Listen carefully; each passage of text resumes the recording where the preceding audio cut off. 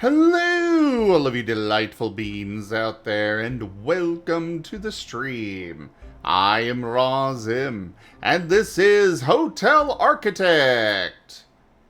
And it is TF Tuesday, so we're using the TF Talkies. Transform me to your heart's content, everyone.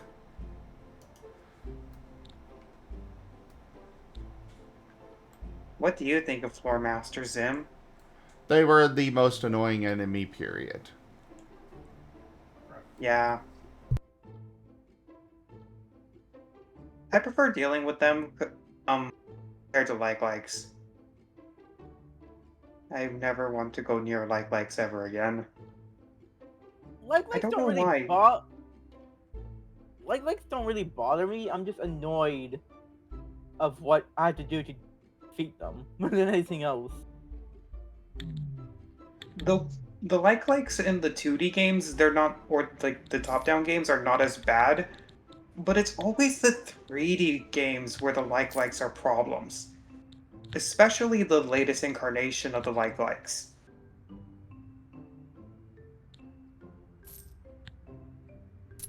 I agree with you on that.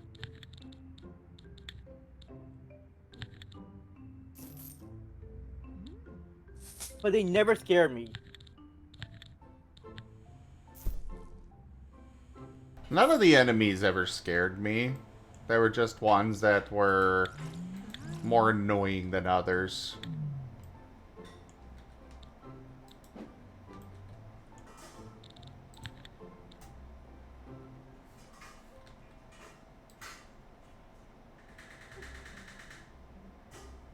Oh, dang. I need to get to 5 stars to have upper crust come stay. And then we are ready to move on from this hotel. And Mala, it doesn't matter where you say it. Anything you say can and probably will be quoted. Which is a note for all of you out there that if you see, somebody around here that says something somewhere else, just send me a screenshot. I'll probably quote it. Hey, I just got done making balls. I'm in. How's it going, everybody? Oh, Making hey, Rex. balls. You're enjoying balls? Very much, yes. Meatballs. What were we talking about a second ago? I mean, yeah, I'm Quotes. sure you enjoy balls with me. Indeed. We were talking about the likes from Zelda. Do you know those things? Yes, I do. I have played Zelda. Been a little bit. How's it going, everybody? What's up, good beans in the chat? How's it going, everybody in the voice chat? Just thought I'd come in with a bang. Real talk, I heard we're making quotes, so I thought I'd be a goober. But hey, hello. I'm Hello. shocked Hello. Master didn't say bang. Didn't say what? Bang. Bang. Why would I say that? Yeah, why would he say that? You always do want to say shoot. BANG! What? Fucking. Okay.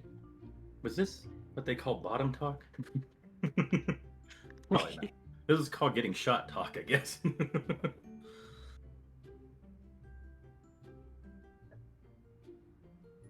Oh, if you didn't get the message, Ren, be sure to go upstairs if you're hungry. Oh, okay. Thank you. Uh-huh.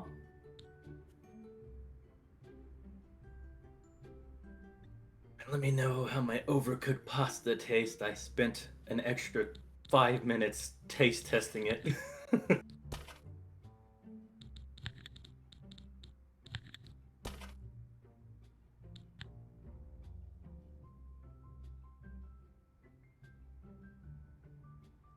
Well, the first bite is acceptable. Okay. Well, it's good to start out on a mid. Acceptable's good. I didn't It's say a little bit mid, of I said acceptable.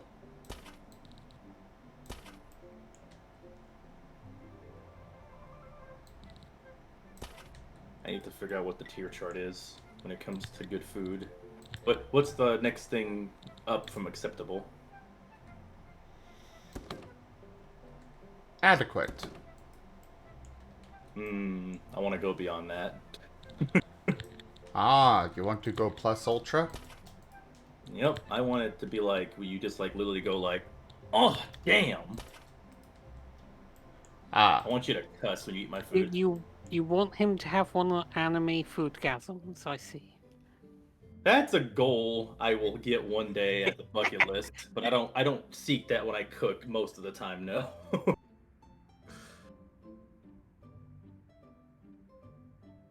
I think the best tier of like when it comes to Zim is when he says like he wants more of it. That's when I know I made something good.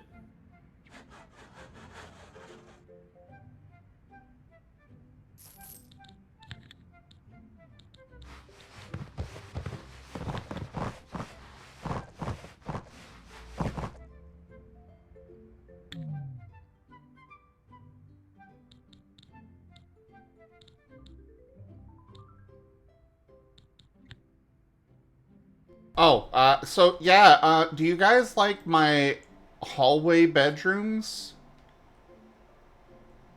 Oh, What? That is that's really compact. very, very Japanese of you, sir. Roman Might as well put them in a closet. What is that? So, are those the very cheap rooms that are just for sleeping in? Yes. I see. Yeah, that makes perfect sense. The backpackers like it. And I've got a thing for getting 30 occupied bedrooms at the same time that I want to unlock.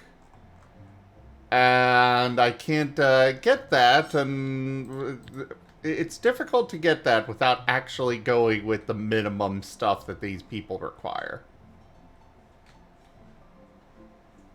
Which is just 4 tiles for the bedroom.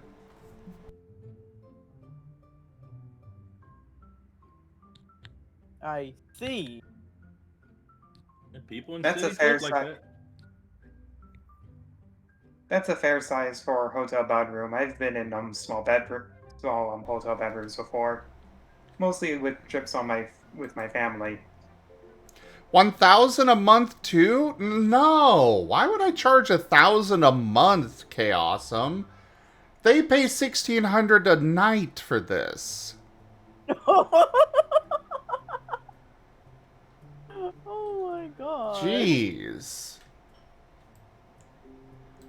1,000 a month? What's wrong with you? That's the economy.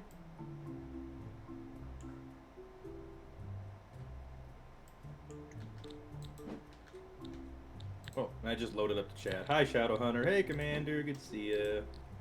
And Gimmin caught the joke of me being a goober. So, does this hotel have free waffles? I like waffles. I like the waffles you get to make. Free? Not exactly free, but the ones, some hotels have breakfast where before you check out, you can do breakfast things. And the thing I always like doing was making one of those waffles with, the pour it into the Yeah, waffle maker and then you. I know what you're talking about, but free? Oh, I didn't know we paid for the breakfast. I'm Oh. not usually the one who handles that. Thanks, hon. Looks like you went ahead and quoted it. Didn't see that. Why would I give anyone anything for free? Because you're a nice master?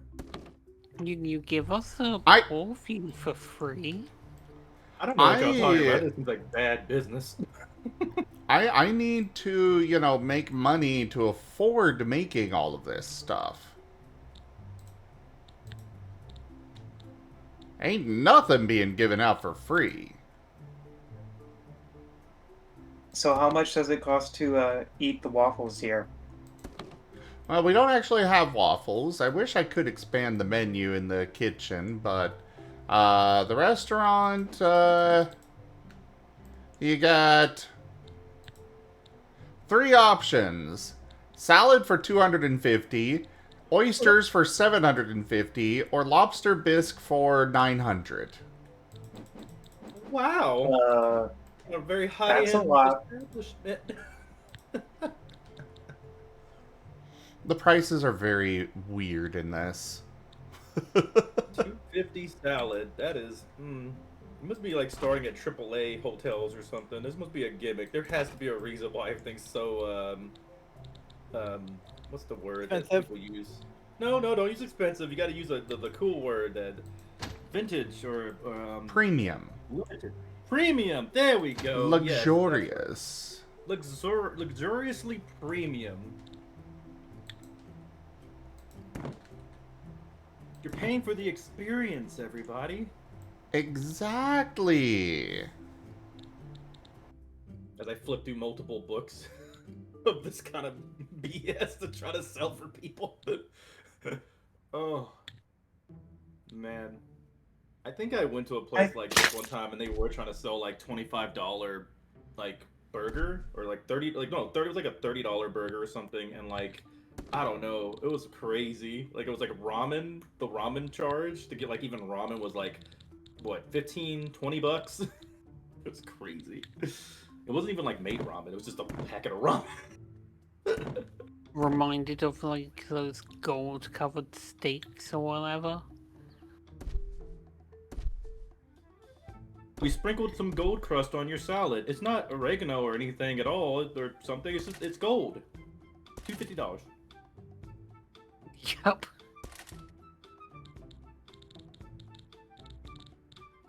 You don't have to worry about having to flip through books of more sophisticated vocab recs. I forget words sometimes. There was one time I forgot how the word association specifically. I don't know why. Sometimes I just forget words. Then it takes me like half an hour to remember the word.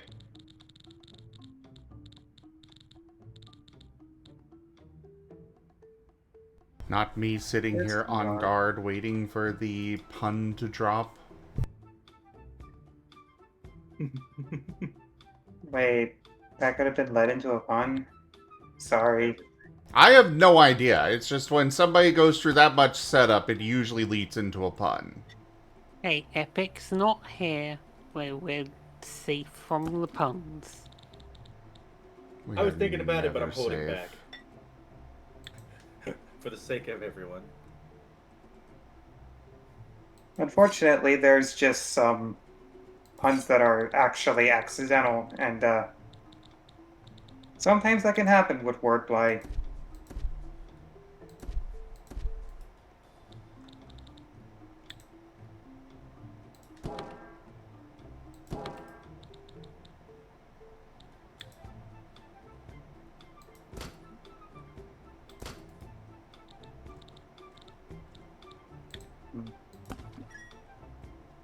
I forgot what I was gonna say.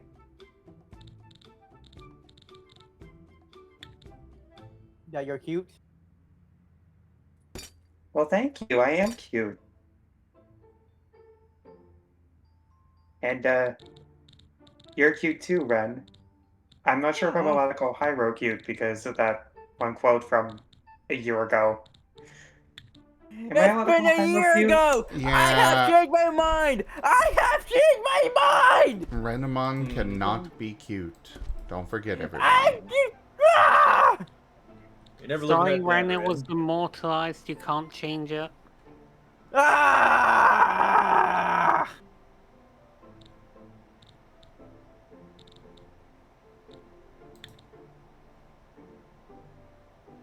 Pat, pat.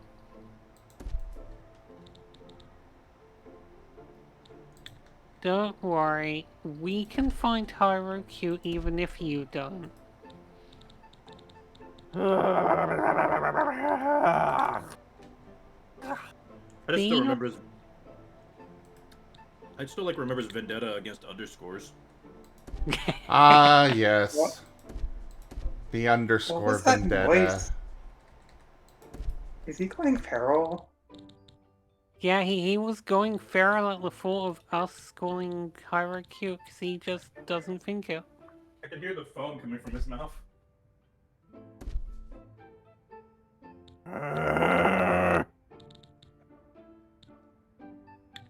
Goodness. See?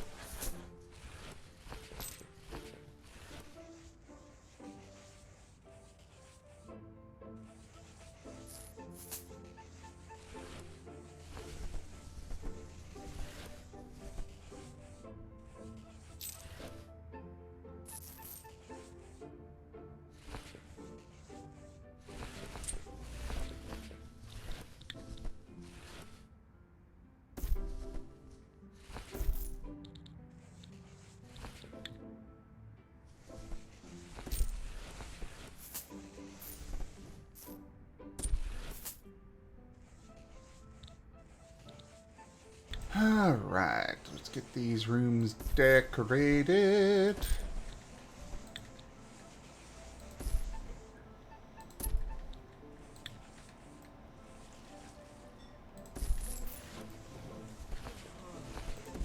And let's pet the Rex Hi, while everyone. we're at it.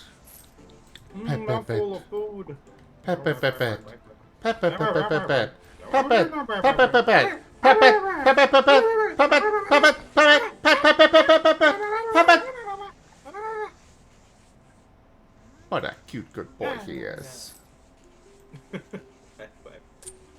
Adorable. Hey, Red, want to know something silly I did like a few months ago?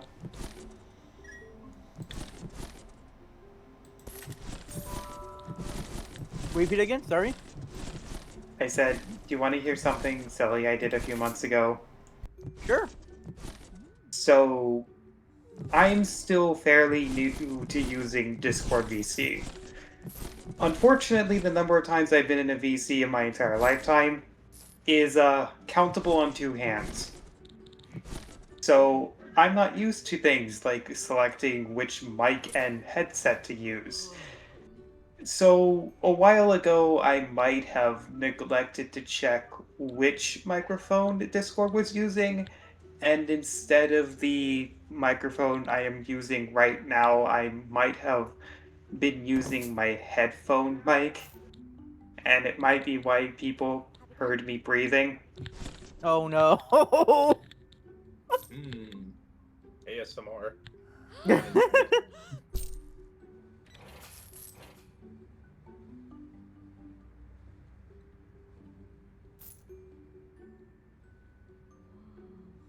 I always get annoyed at Discord always changing the mic settings on me. That's a surprise, like having my own roguelike at all times.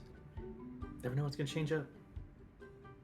I made sure to double check what mic and headset the Discord was using before I joined this VC. And I am glad that I at least did that. Nothing was wrong with it. It was at least Yay! nice to just check. Ooh, what's that? Well, I got my first double check in, finally. I don't know what it is that I had to do for that. Is it just that... Nice. We're gonna turn off this bedroom and test some things.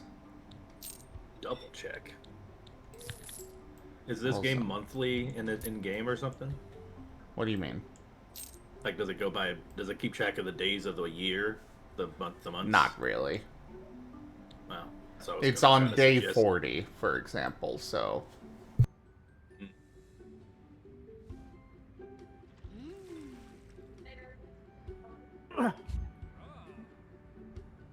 Are you okay, Red? I am doing just fine. Absolutely fine. Random grunting.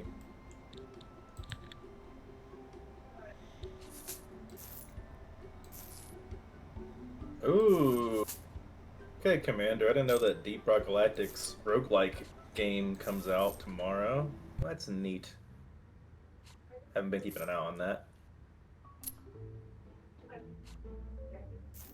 Speaking of new stuff on a game, as a topic, I just saw the announcement not too long ago for Barrel Trauma's mods that Master has grabbed due to Silver, saying that things were too easy. Oh boy. Yeah. It's a big Why list. is Silver torturing you also? Yeah, Ren, if you get on Monday, it's last time was actually pretty chill because we're going through the beginning again, but oh boy, those I'm doing everything in my power to keep from doing the thing I do when I'm horrified because there's a long it was a big number how many monsters got added on that mod that are gonna be showing up now. Oh boy.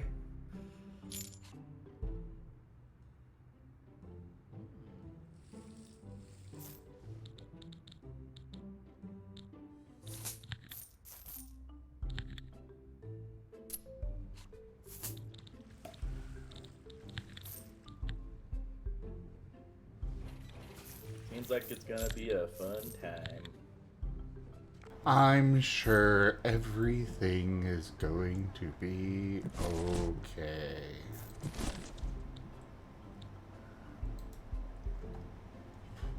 By the way, Extra Ren, now. I died because of you. Being the only security guard's hard. I sacrificed myself to keep everybody alive. Oh, good boy. Mm-hmm. When you coming back to the job, Ren?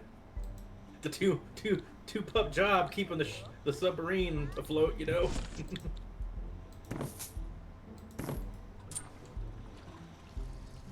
Okay, so Hey, Re- that's how I enable two guests. I guess I have to have the double. Well, that means that tier 1 I can't have two guests in a room then. Well, either way, I figured it out, and that's what matters. Hey, Rex, What's that? don't worry. Everything is going to be okay. Everything is going to be okay. But no, really, everything's going to be okay. Are you sure about that? Huh. I like how it Wouldn't floated me everything like being okay? Yeah, people have to tell me like it's intro to a horror movie. watching you all play Barrel Trauma is like, yeah, that's not a game for me. I'll just enjoy you guys tormented. Understood. We're dragging them all in. No, Gib no, Gab! no, please don't.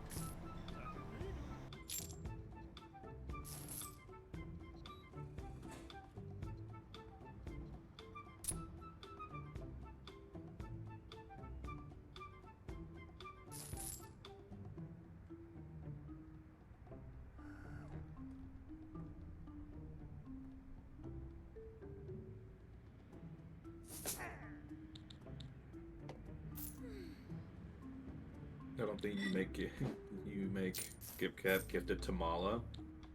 I think Gibcap would actually. Please no. Oh, Like, yes. GibGab absolutely would. you guys stream really late. I don't want to wake people. What time is it right now for you? Midnight, midnight.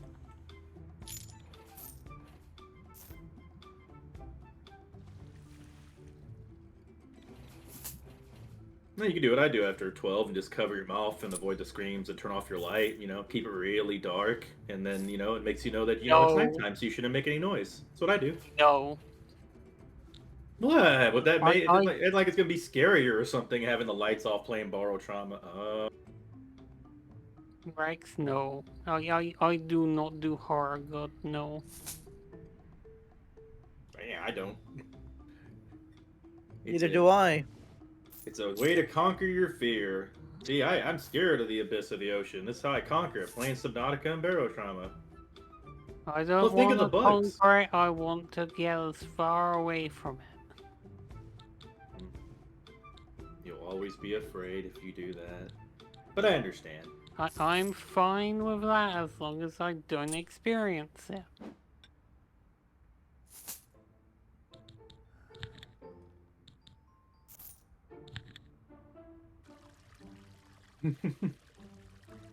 Just as like scream into a pillow.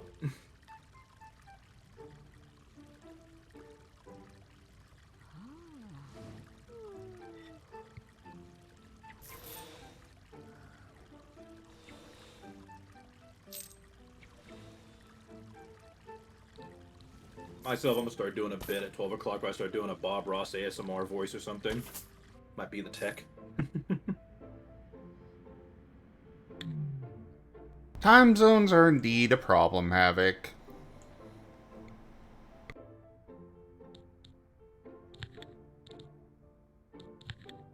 I don't have fun playing horror games.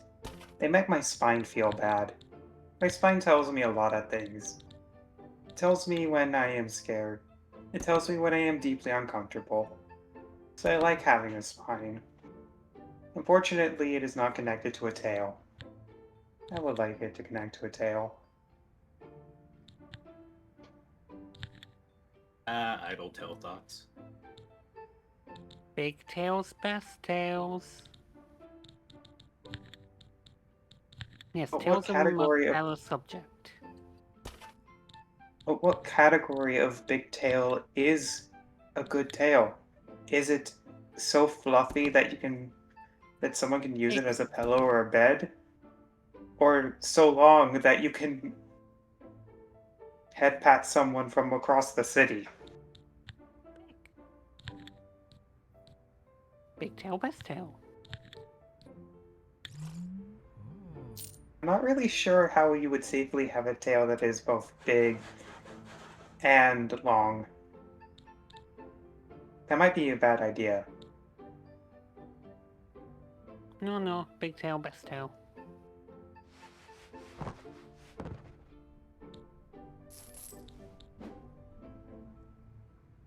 So Arabian says so. Mala almost never listens to Era, and then occasionally he's just like, oh yes, Era's right on this. I always listen to Sir No, Arabian. you don't. Why do you think I'm a duck? Quack. Yes, and before, when he said you were something, you argued.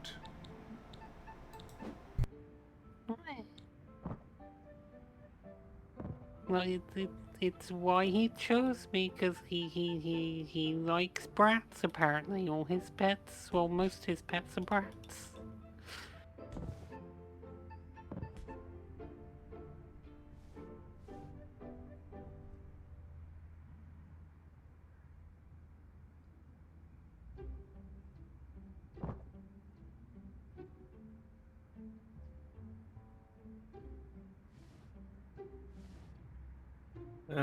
I'm not trying to be mean. I know that's usually the thing to do with Mala, but I'll be honest. Hearing Mala puts me to sleep, and I might need to go play something while I'm doing this. So I may start up Crab Game. So while I'm chilling here, maybe even start How up do I Scream. I don't put know. you to sleep? You have a very, I don't know, chill voice. You sound like you're whispering half the time. Just how you talk. Eh. It is a soft and monotone voice, I will admit that. Yeah. But not really in a soothing way. Yeah, more like in the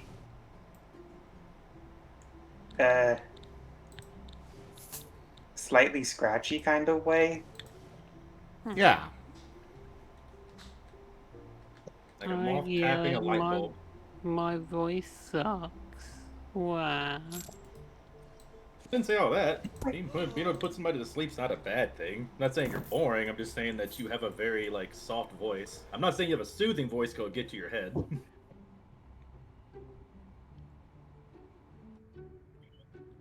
Meanwhile, there's, why- Jits over there who just absolutely adores Mala's voice. Yeah, I don't see what he sees in it, but he's like the biggest fan.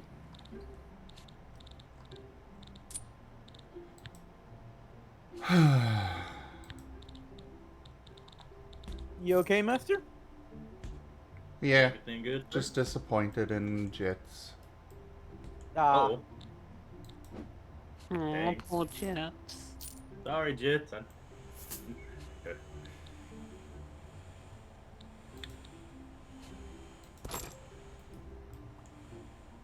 Okay, so you just need Tier 5! Nice. Who are you referring to as Chew Toilet Jets?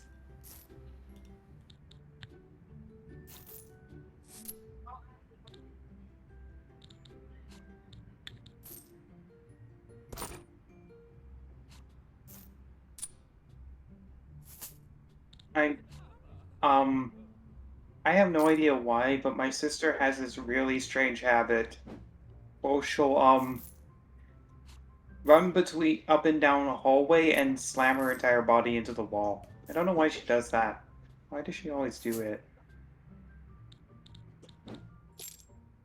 They were a test dummy in a past life. No, I think they really just like stimming, but she hates going outside. So she does it in here. Mm.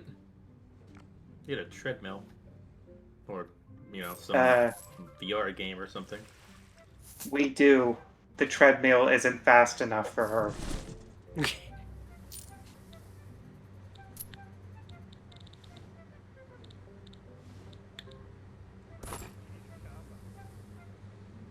I mean, I like going on walkies outside.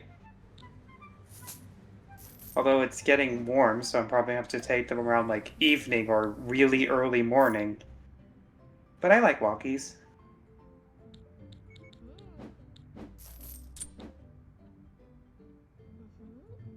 Yeah, I definitely enjoy taking walks myself. It's relaxing. Got into the habit of it.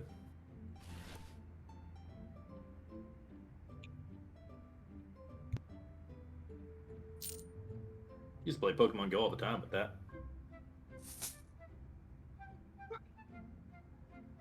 We don't have enough internet for us to play Pokemon Go. And I mean like stable data. We do have Wi-Fi.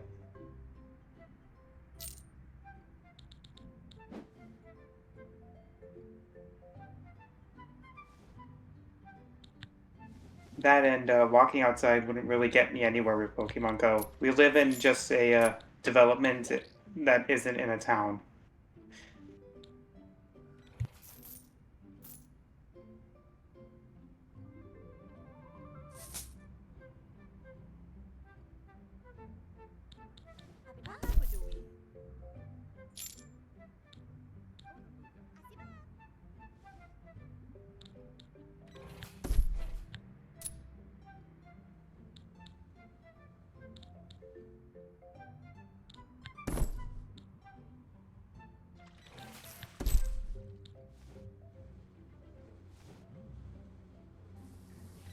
Alright, let's get stuff upgraded all over the place.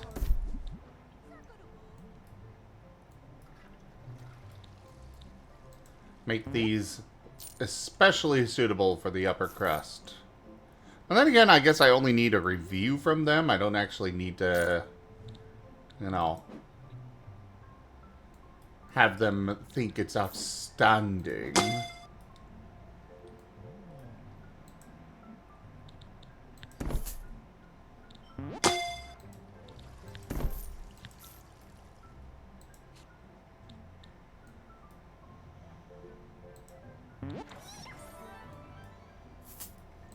Hey Ren, do you play What? Pokemon? I the last Pokemon game I ever played was probably Sword and Shield. Ow!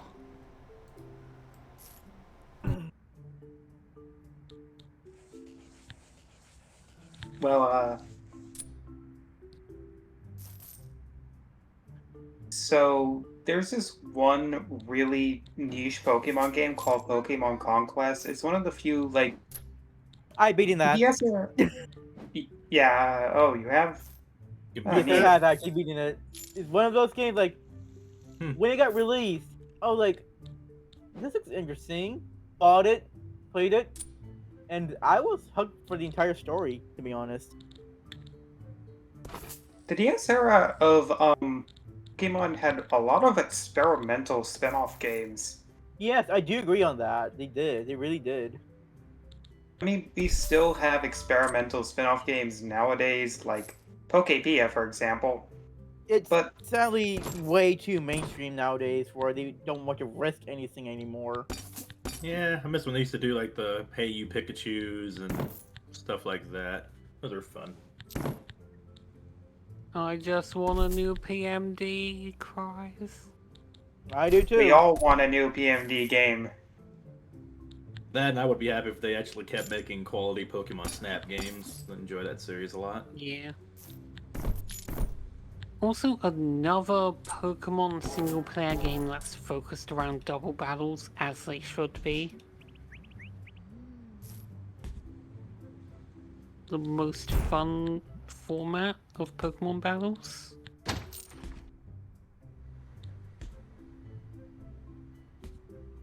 It really feels silly that they don't when competitive Pokemon is done in double battles.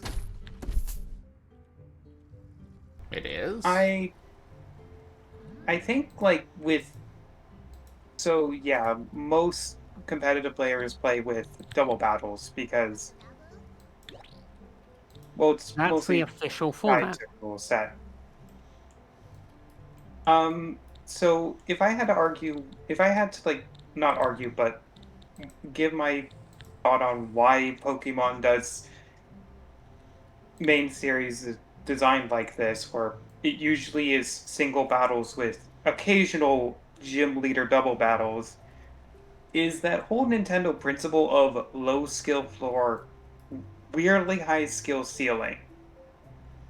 Most Pokemon games can be casually beaten by literally anyone, but I competitive is much higher skill floor and ceiling. But So making the main story double battles does not really raise the skill floor, in my opinion. Just the skill ceiling. there are more things you have to take into account when you're in double battles, though, and I get why like some people would be cautious before double battles because certain, I mean, some people are just kind of bad at video games. Well, just don't really know enough about how to be good at the game yet. But I understand the point.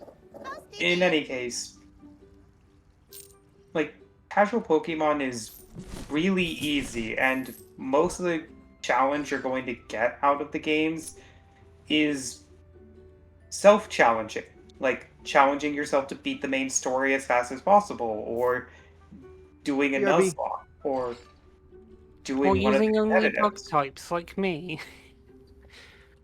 Well, bug types are They're great! hilariously underbalanced, like really underpowered. There's so many good bug types though. And unfortunately, so many bug types fall under the early game trap, where they're good early game, okay mid game, and then fall off hard late game. Honestly, Like Butterfree. not that often anymore. Like, a lot of the bugs they make in the recent gens are just really good. They've gotten better about that, but like I remember the early days where, I mean, in Nuzlocking you can still use the bug types, the early game bugs, because having access to the powder moves is still incredibly strong.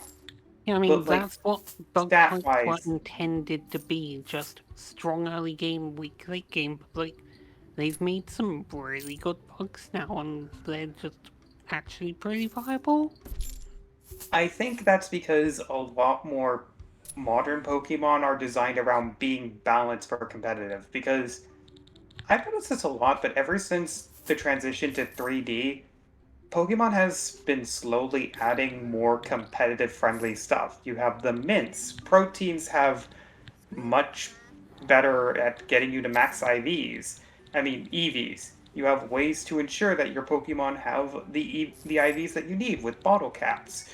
You have ways to make sure that you have all available moves. Since TMs are unlike before Gen 5, TMs could be limited. There was literally only one Thunderbolt in the entirety of Gen 1. And I think it's like a shift in mentality. Unfortunately, this does mean that there are Pokemon that are trapped in a. Because it was before competitive got focus, they're now forever trapped in a place of being underpowered. Poochyena is one of these victims. You do like your Pushianas. Of course I do. And it's really hard to actually use a Poochyena in a competent manner because Poochyena's, outside of taking care of psychic types, kind of a bad Pokemon. Which is unfortunate.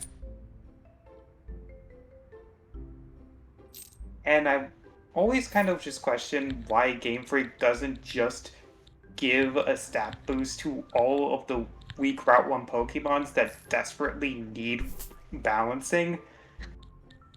But I mean, I guess game balance isn't exactly the highest priority when Incineroar exists. Yeah. Pokemon has never cared about. They've never ever cared about balance. I mean, they have done some base stat changes a few times. It's not But unheard of. the problem is at the very foundation of Pokemon.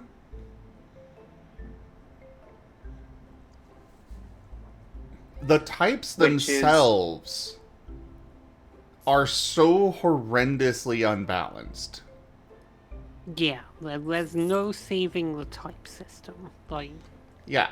They've never cared about balance. Like, yes, you can adjust stats and all of that all you want, but that ain't going to change the fact that at the end of the day, the balance is not there at the foundation with the types.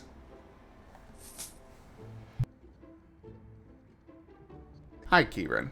And yeah, that's probably the biggest problem with competitive Pokemon. I mean, it's even the. If Game Freak wanted to change how the type matchups work, and even though it would screw with literally every competitive player's muscle memory a lot, then they could just give Ice way more resistances. They could just make it so that Steel is far more vulnerable to certain types. They could actually make Fairy able to be killed by things. Because Fairy's stupid. Considering it only has... It's not even weak to fire, even though fire resists Fairy.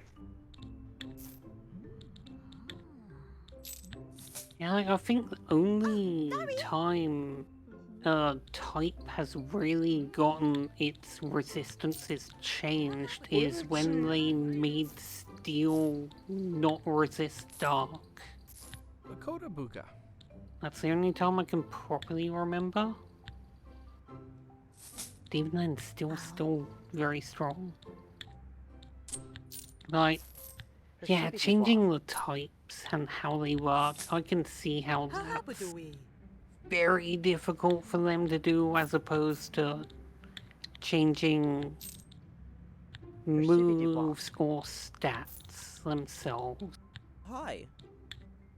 Because changing a type affects so many more Pokemon than a move or one Pokemon stats.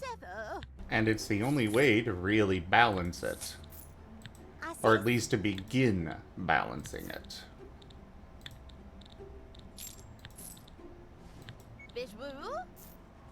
Because at the end of the day, when the foundation is unbalanced, you can put blocks and adjustments here and there all you want, but it's gonna tumble.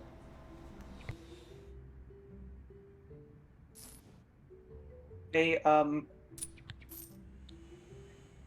I think it is interesting that this has become more and more of a problem as competitive has become more and more part of the Pokemon fandom because, like,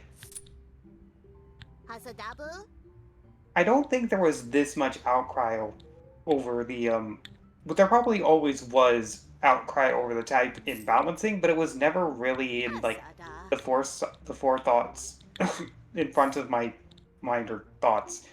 I mean, nowadays it is, and I think it's just the games I don't think were ever meant to be competitive. You played with your friends and that's that, but like I don't think Pokemon was ever originally intended for being competitive.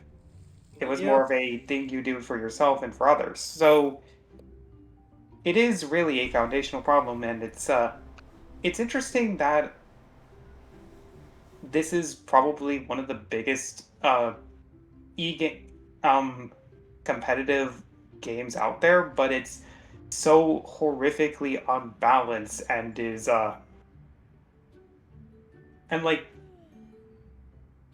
it's if anything else, it's an interesting like how a game can be so unbalanced, you but from a casual perspective, some of these decisions make Also- sense. Like Hello there, Frosty. Hey, Vari.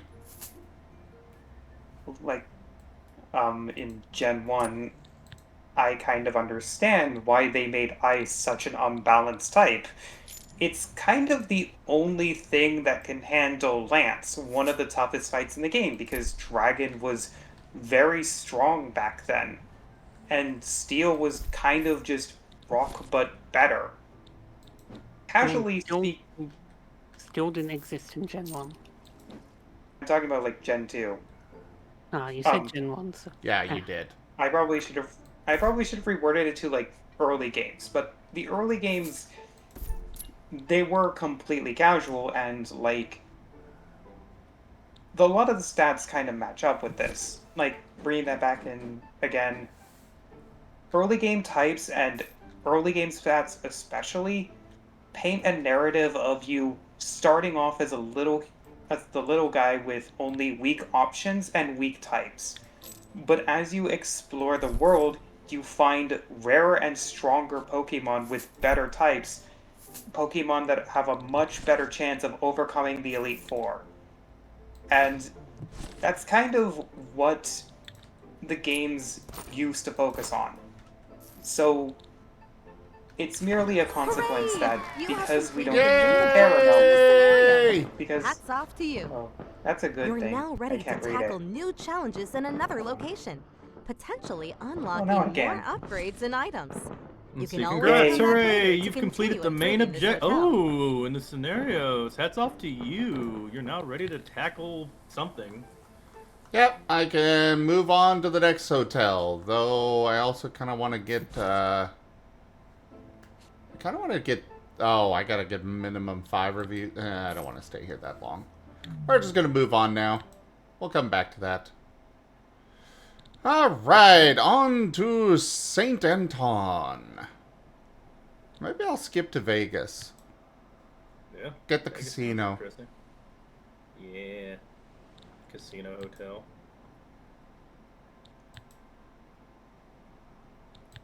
Black Forest, London, Las Vegas. Oh, that's cool. I have not done London or Black Forest at all.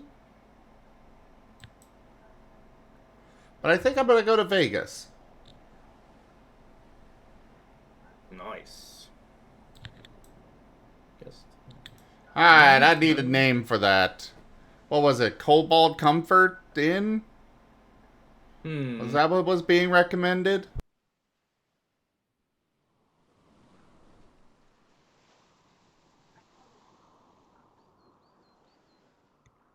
It's just there, Blue Bat. I can go back to it when I want to.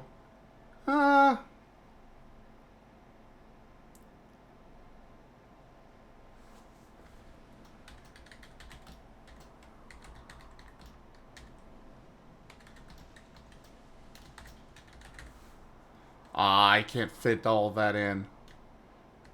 Alright, it's just Cobalt Comfort Inn.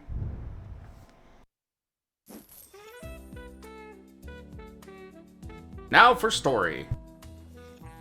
Welcome to fabulous Las Vegas. In this city of neon and high stakes, the path to success runs through a grand casino hotel. And now's your chance to build one from the ground up.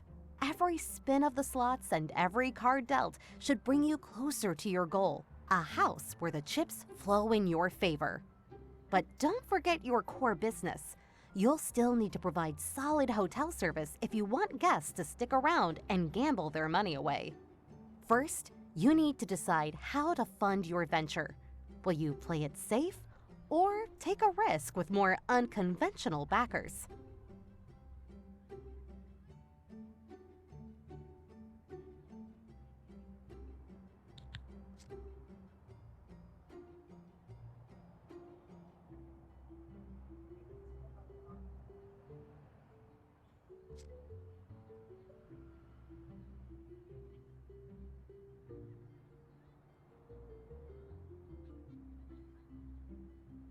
Oh, just making sure. Is there dialogue in the game? No, we're good now. Okay. I'm just deciding where we want to, how we want to finance our hotel to start. Use the mob. That's funny. Yeah, I could go with the Vegas mob. Uh,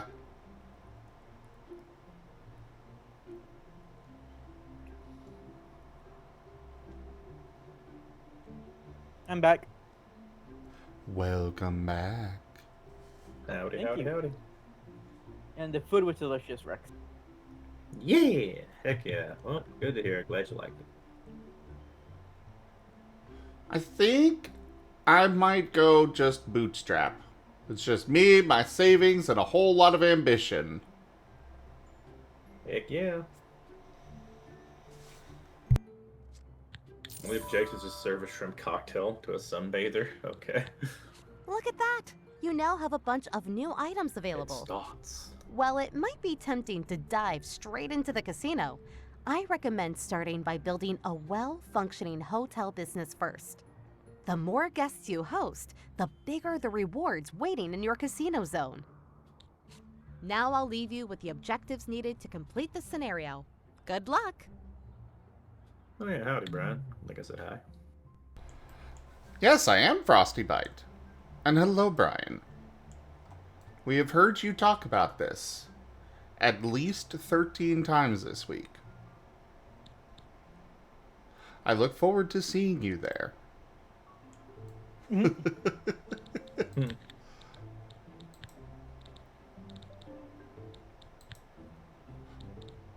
Pat the Brian.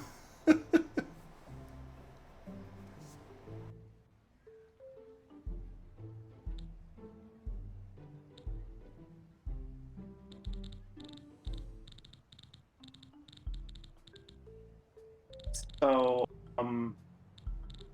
this is unrelated to the previous topic, but it's more about talking about like game balance, and something I find interesting is opportunity costs, where something is balanced not because of the pros and cons of the specific choice, but rather what you're losing out on by the other option.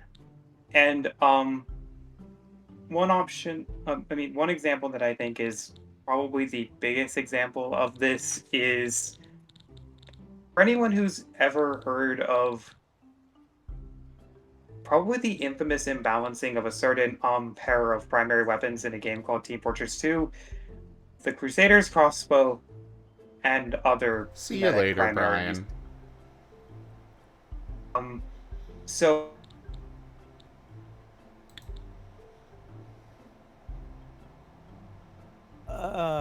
You still there? I think they have died. sorry. I blame Mala. Quack. I'm alive again. Clearly, Mala Okay, ate so- them. For they are no You're alive longer again. with us.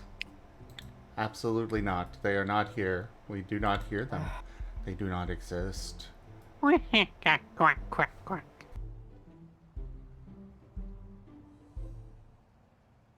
If I do not exist, then what happens if I nest on a rose head? Build a little nest there. Will there be a nest there? Or is there not a nest? Or is there a nest square? I think it will be a I'm not sure. Schrodinger's nest. Yeah, it's a Schrodinger's nest. Anyways, so the Crusader's crossbow versus the syringe guns, the other of the medic primaries, are known for being really unbalanced, not because the syringe guns are unusable, but rather the one upside the Crusader crossbow has is so good that you are literally hurting your own performance by not using the crossbow. So basically the difference between the crossbow and the syringe guns is that the crossbow fires one arrow that does very little damage to enemies, but the single highest burst healing in the game, because it is a medic. And it's one of only 2 options for burst healing. The other is the sandwich. But the syringe guns do serve a purpose, even though they don't have that burst healing. Despite being really awful weapons, having some way for medic to escape or punish people for blindly tunnel visually chasing a medic down is something that I would say any like medic needs. And the syringe guns, despite being bad, do excel at this one thing. Because of how they work, it's really easy to hit your shots if the enemy is running right for the medic. So, and because surprisingly the syringe guns have a really high DPS, that's going to be a lot of damage they're taking in a second. And considering that most of the classes that go after a medic are light classes, it's actually very feasible that a medic can kill a chasing player. However, there is, and well, first off, before I get to the big point, and the syringe guns individually serve a purpose. The standard has a really nice regen passive that keeps a medic alive with because even though 4 hit points per second is not a lot, it's still good enough to keep a medic alive. And the overdose's speed boost does mean that they can retreat into backlines, or if there's available, Change plans here. We're actually going to go with New York. Yeah. Because I want the stuff from this for the Las Vegas hotel. Sounds good. And hello, Riley. Congrats on that 280 stream streak. Oh, hey, Riley. Alright, we need a name for this hotel.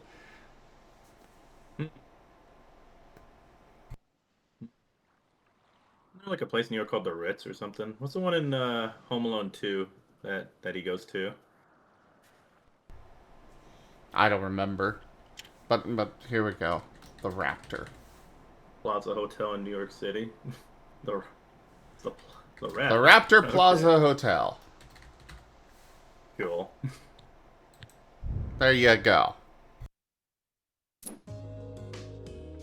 Right. Yeah, so there's gonna be some story here. Welcome to New York City. Does he A read it out? bustling Or is it metropolis just text? packed with opportunity. Real estate doesn't come cheap in this crowded corner of the world, and you're starting out with only a modest plot of land. That means there's only one direction to grow: up. To succeed here, you'll need to think vertically and aim for the skyline as you design your hotel from scratch. This time around, it's not just about style or guest satisfaction. Profitability is your main focus. Run a lean, efficient operation and make sure your investments truly pay off. Immediately upon start, you'll have a key decision to make. How will you finance your venture? Each choice comes with its own set of advantages, limitations, and objectives. Alright, so we can have investors provide the funding, but they're going to require dividend payments and a flashy prestige project to show off their investment. City loan, that's a lot of money. They'll require me to pay back the loan, and I just have to have 25 staff hired for 5 days. I mean, that's entirely plausible. Or, again, just me, my money, and ambition.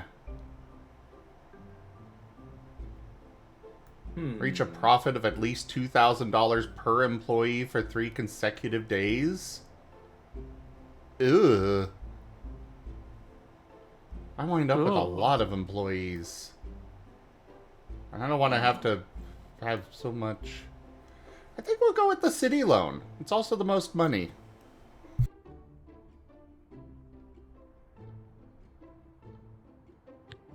Good choice.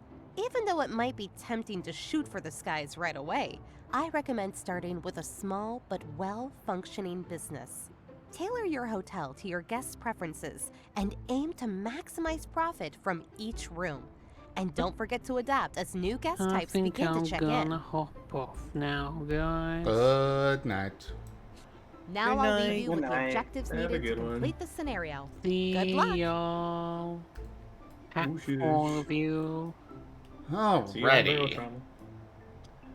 Um, I'm gonna go ahead while there's a gap. I'm gonna start up my crab game and just be chilling on the side, chill for because I'm be here for at least another hour or so. Might as well go and start up stream and start ramping up. It's chilling anyway. I think that's all I'll give it, y'all. Bet the Rex. Whack, whack, whack, whack. Alright, pressing start. Just getting into it. Keeping the same vibes. Go ahead and continue talking about Team Fortress there. I'm fairly interested. I'm trying to keep up with you, but I've only played it once and I don't know the whole lore. I wanted to say stuff about Pokemon, but... Yeah, I'd rather move away from the Team Fortress because I've never played it and have zero opinion to give on that. I would say get to the point, like say what you're trying to say, and I'm curious what you're meaning by the balance. By the but way, don't have you ramble checked about the out whole the thing. advanced Just say tab what in the your point is. financial overview? I'm curious what you're trying to Okay, say. Key metrics that the could point be is really that useful in this scenario. even though, in some regards, like one weapon can be a direct downgrade in some areas, it could one little small thing can turn it completely around and make it the best choice in the game. Yeah, I can totally understand that. Like I mean, it was the first game before Overwatch, and they were learning how to make medics and all that. So, yeah, that makes a lot of sense. How they would have to like work on that balancing. By the way, my only feedback, like real quick about Pokemon, is that as a competitive fighting gamer, that is the biggest thing. Is like when you have the competitive scene come in, they start breaking your game and finding out what is meta, what is like the optimal thing to do because they're competitive. And 9 times out of 10, you don't want to just completely follow the competitive side of things when you're making a game. You want to make it fun. You want to make it accessible. It just sucks that Pokemon just never found its balance, making people who are like, been playing the game for a long time, are still with the game since the beginning. They just want new people, so they always tend to lean towards just, making it broken fun, quotation mark. It's still fun, but it's definitely not like fun in the ways that a person who's played the game since the beginning would want it to be. Put it like that. Not even competitive people, just, challenging. I'm sure most of us can agree with that. I will say that for the ROM hacker nuzlockers, they at least get the benefit of having, and even that if, a ROM hacker is feeling extraordinarily vindictive, then they can take full advantage of the broken type matchups to make something really horrible.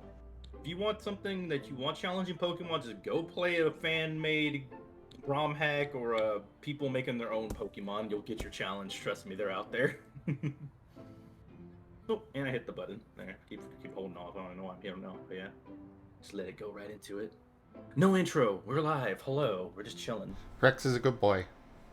Ah! And apparently I'll take that. I have to say it too for it to really solidify. It's like saying okay to the accepting box that popped up. I am a good boy. I'm doing good right now. And all of you are good too. High five as I melt into a puddle. That's my master called me a good boy right when I hit the like button. Ren is We're gonna also start a with good crap boy. game. Very much, very much, very much, very much. That'll be $16.99. Can I put You on can my take it back tab? then. No, I'll keep it, but put on my tab. I'll take a loan out. I'll pay the mob.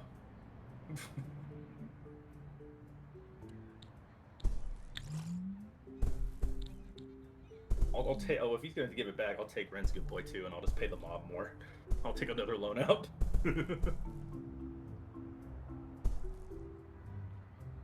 God, this hotel is tiny. It's in New York, right? Yeah, I have That 10 squares to work with. 10 squares, Jesus. Well, 10, 10 by 10, so... Oh my god, TD, that's an adorable yin. I love blue paws. Waves back at you. And hey, Commander. Commander has called you a wood whistle, Ren, for some reason. I don't get I sent you an invite for Okay. Stream Together. Oh, thanks. Be sure to check out what you're gonna have popped up now. You better click it easily. Go to Zims too. They're playing a hotel architect. They just made a Raptor Plaza in New York. Let's see.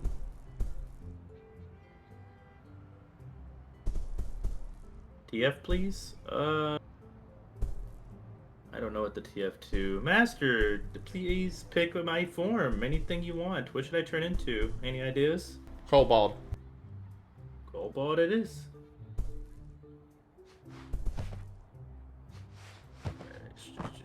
There we go. I am in the thing now.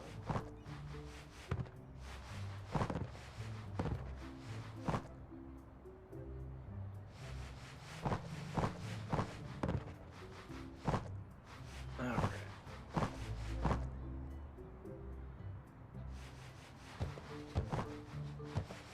No, TD. He does not become a dragon. He is Cobalt. And you should change it on, Discord Reactive too. Though apparently TD cannot hear you. Okay. 1 sec. Let me go do that too. Takes a little bit.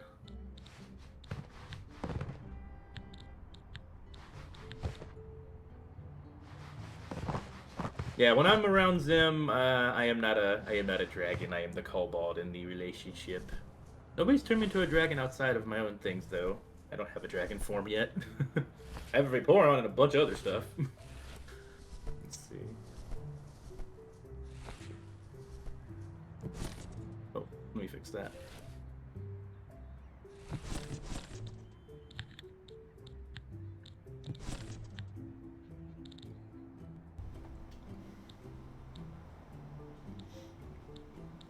Oh, you can? Okay.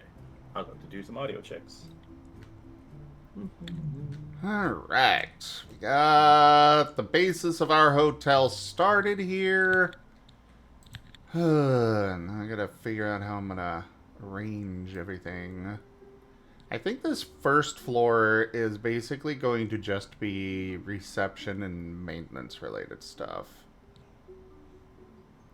Staff room and all that.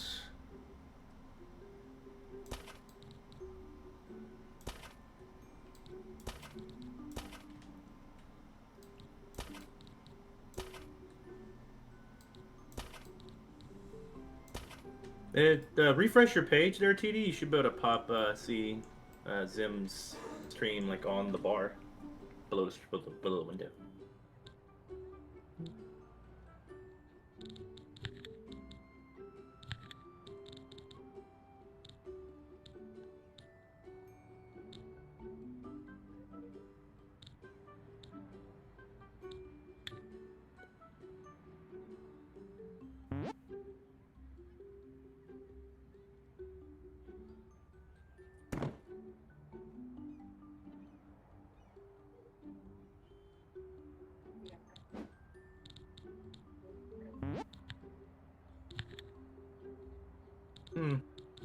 I need to get back into Pokemon. I just don't know what I want to start playing again. I used to be all about Pokemon Unite, but they made that game pretty bad about its micro transaction and progression is really slow. And apparently they added Totodile recently, and it's like, they'll try to get me back. I mean, I'm not surprised. Every time there's a free-to-play game and it continues this long, it ends up always going bad.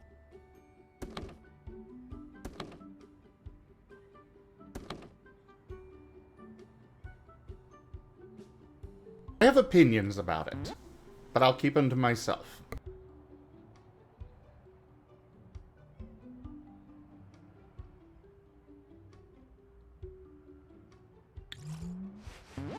You're talking about their free-to-play games?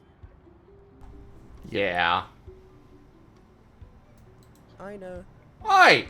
The fuck you doing just walking through my hotel? You are not a guest here. Stay out.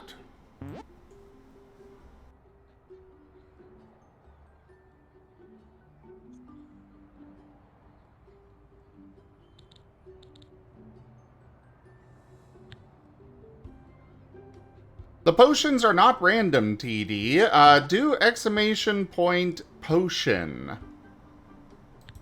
And it'll explain how they work and what forms there are. It has a cheat sheet, too. Which, I know just updated the cheat sheet today. At least I think he did. Yes, now at the bottom there is a tab where you can see all the forms in alphabetical order as opposed to just, you know. I like helping Ido with his cheat sheet. I find the things and then he documents the things. We are the TF Tuesday people. I help the Fluffy. Metal Gear. Hey, Naso, I love you keep using that emote. It's been such on a Michael Jackson binge lately. It's fun seeing that freaking emote thing.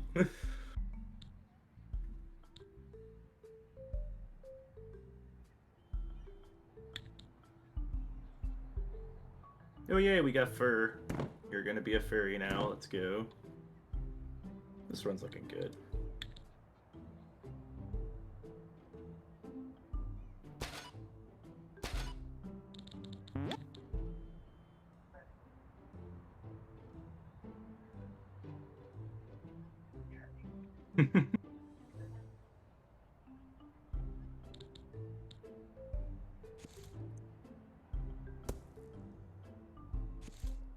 Okay, I just don't have the space for this. Alright. Oh? I was going to have the, you know, the double entrance here, but yeah, I need to. I gotta expand and have my reception more properly laid out like with this.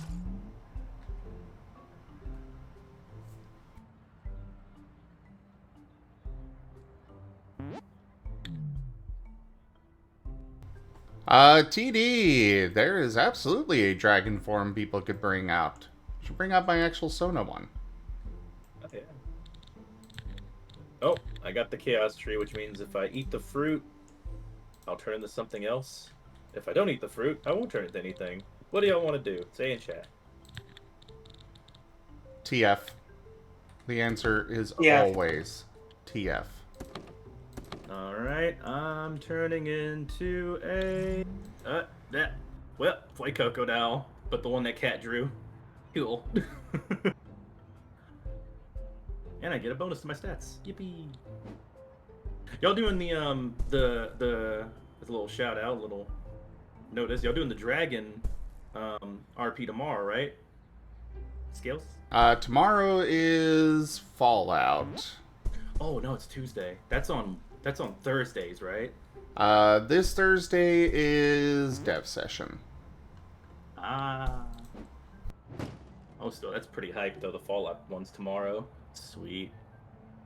I should check that out over at Zim's. They're doing a Fallout RP starting tomorrow at what time? 6? Yep. Central time. Yeah.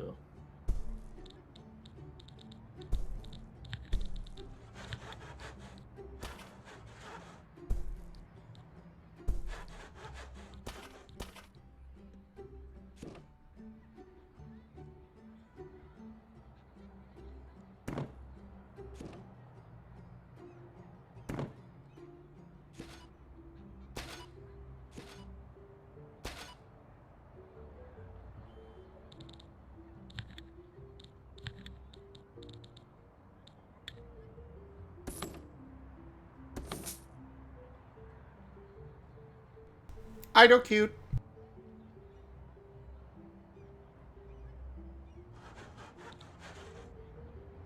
Fun fact on DevTales, I finally finished uploading all of them to Spotify. Nice.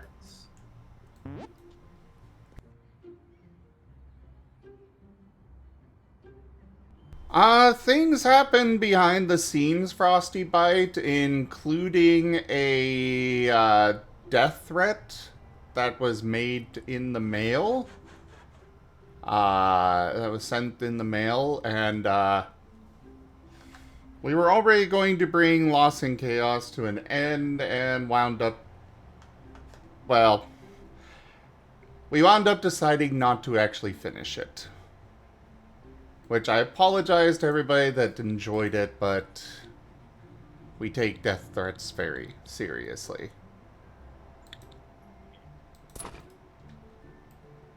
It's a bummer.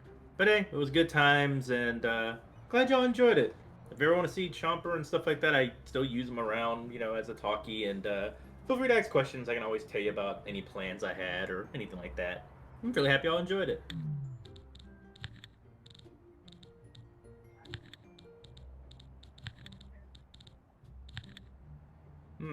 Death Bulge. I'll need to check out. Send me a DM of that game, Naso. Need to refresh my memory what that is.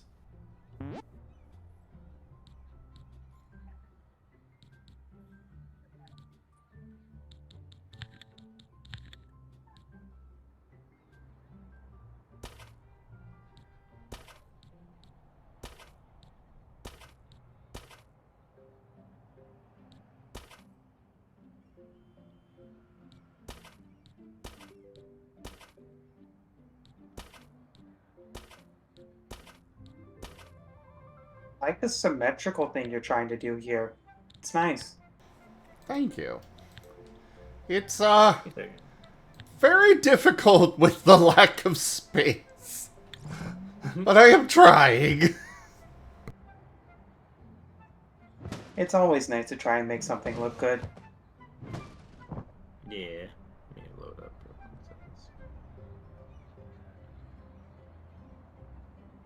I'm curious about the symmetry. Blue Batted pleases the OCD.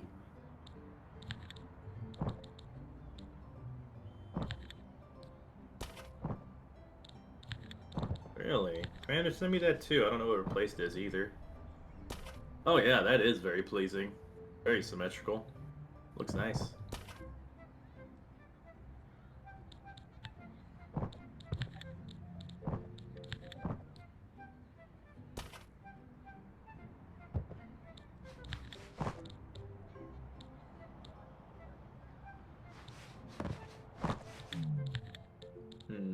Let's re-roll because I want to try to get alpha, makes us bigger. Yep, there it goes. Mainly because it synergizes with body slam. As much as I would like this to be fully, symmetrical. Actually, I know what I'll do to keep it symmetrical. We'll simply remove this wall, and that way there's just open way through. That way I can expand the laundry room out to where I need it to go. Nice.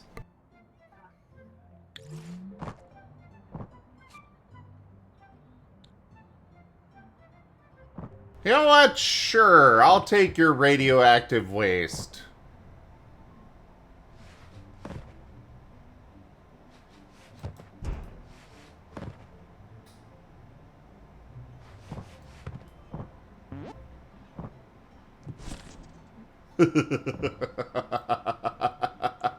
What happened?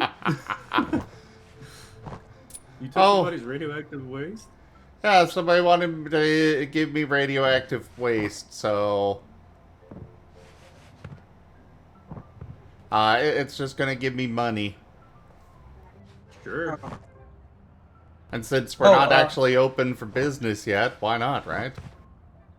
Yeah, why not? I have a question. Edith. So what kind of outfit is Dragon Zim wearing? Shorts and more of a tabard design for the shirt. Considering that, you know, the wings, a shirt would have to go over the top of the head and be open on the sides. So all of the shirts that I wear in my dragon form follow that and tie on the sides rather than actually just being connected.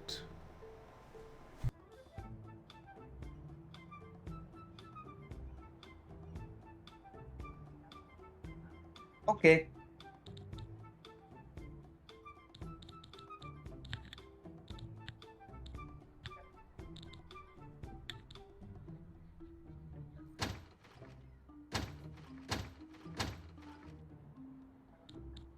Everybody's trying to fight for the watering hole. Too bad.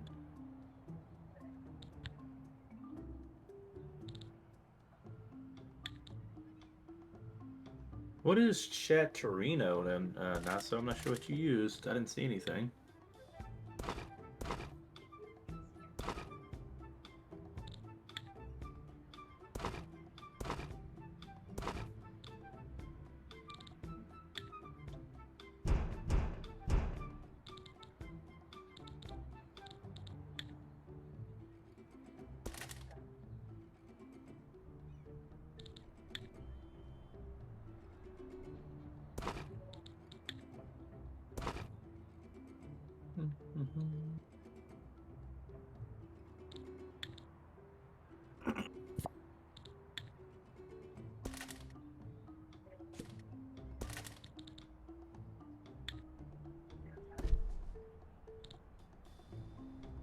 Oh, another chaos tree.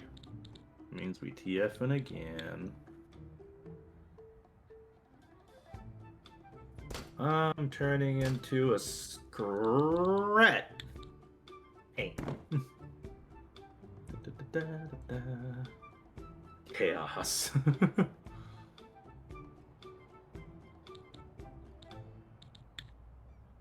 I'm surprised I haven't got a tail yet. Oh, hey, Slash. Good to see you. Rex the Tailless Wonder. Sadly for now. Usually I always have a tail during these runs.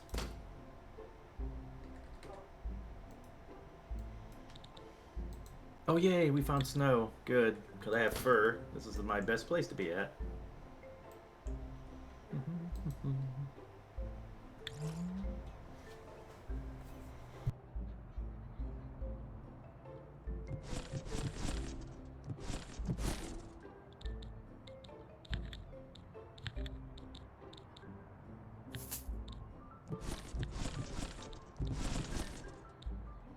Random question, Ren. How far are you on Persona? Still in the second one. Oh, okay. Good luck. Question, Ren. How cute are you?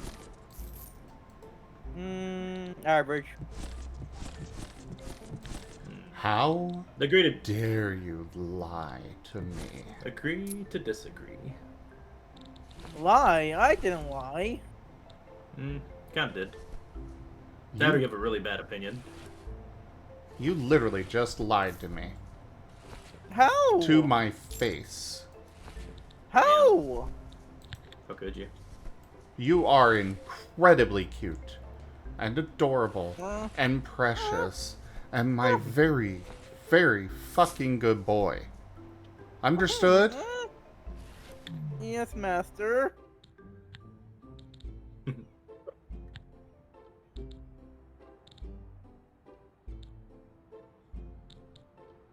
Yay! I beat up the spider. Let's go.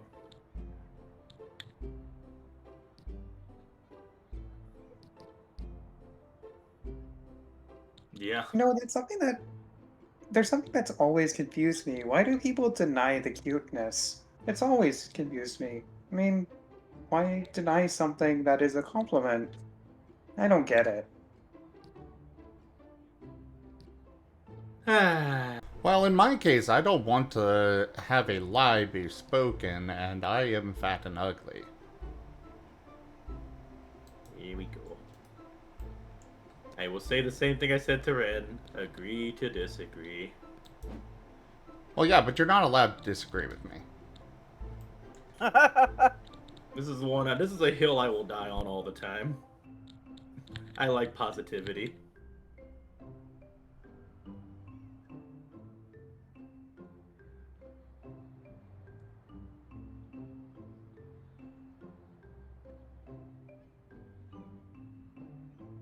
Yep. So many. Lipo also is true.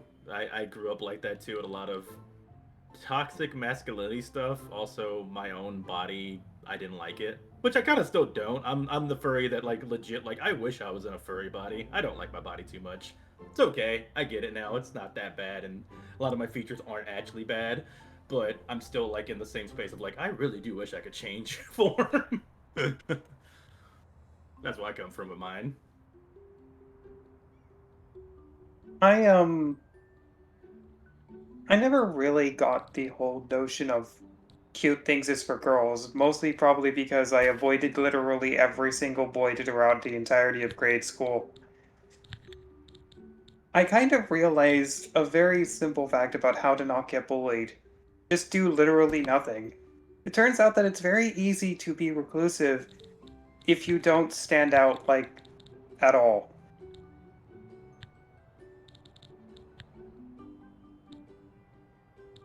And then it created the later problem of I don't know how to interact with people. But hey, at least I wasn't the target of the guys at my grade school. I don't really like the people. I don't really like the boys my age. Like back in grade school. They were all like mean. And I didn't like that. And they were too loud. You kind of gotta find your, your peeps. It's always gonna be like that. It's harder in I'd say school because most of the time no one's being themselves anyway half the dang time. So until you get to like high school and hopefully you get to that point, you start actually finding your squad of people that vibe with you actually. Took me a long time. Took me till I just started just going online mainly and just vibing outside of my local place because a lot of people locally were very much not being real at times. We were I found a few, though. discouraged from socializing in grade school. It was if you were too loud, then the teacher would tell you to stop being too loud, and if you were too loud constantly, then the teacher would make sure that you weren't near your friends by shuffling the chairs around and having mandatory seating. So we weren't really encouraged to talk to anyone in grade school. But I guess what you said is true because I found ZGF and I'm actively in a VC right now talking to you. And I also Wait, you are? Hello, hi. um yeah. Uh I'm just saying it to prove a point, but and I have found the kind of Rufus, I'm boy that I teasing. sorry. Yeah. Sarcasm. You're gonna have to learn that. That happens a lot around here. Sorry. But I have found the kind of boys that I am that I find myself blushy for. Like Zertao. So it's more of I just didn't have the right people to talk to. Yeah, it's usually how it is.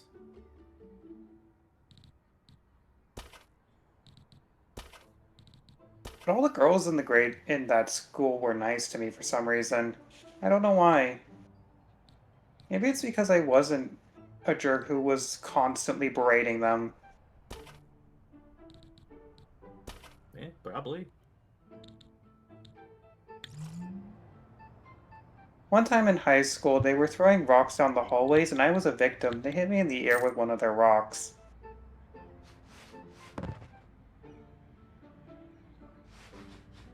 My high school was not a safe place. Hey there, Val. Arkwolf, yeah, I didn't find out that I was autistic until literally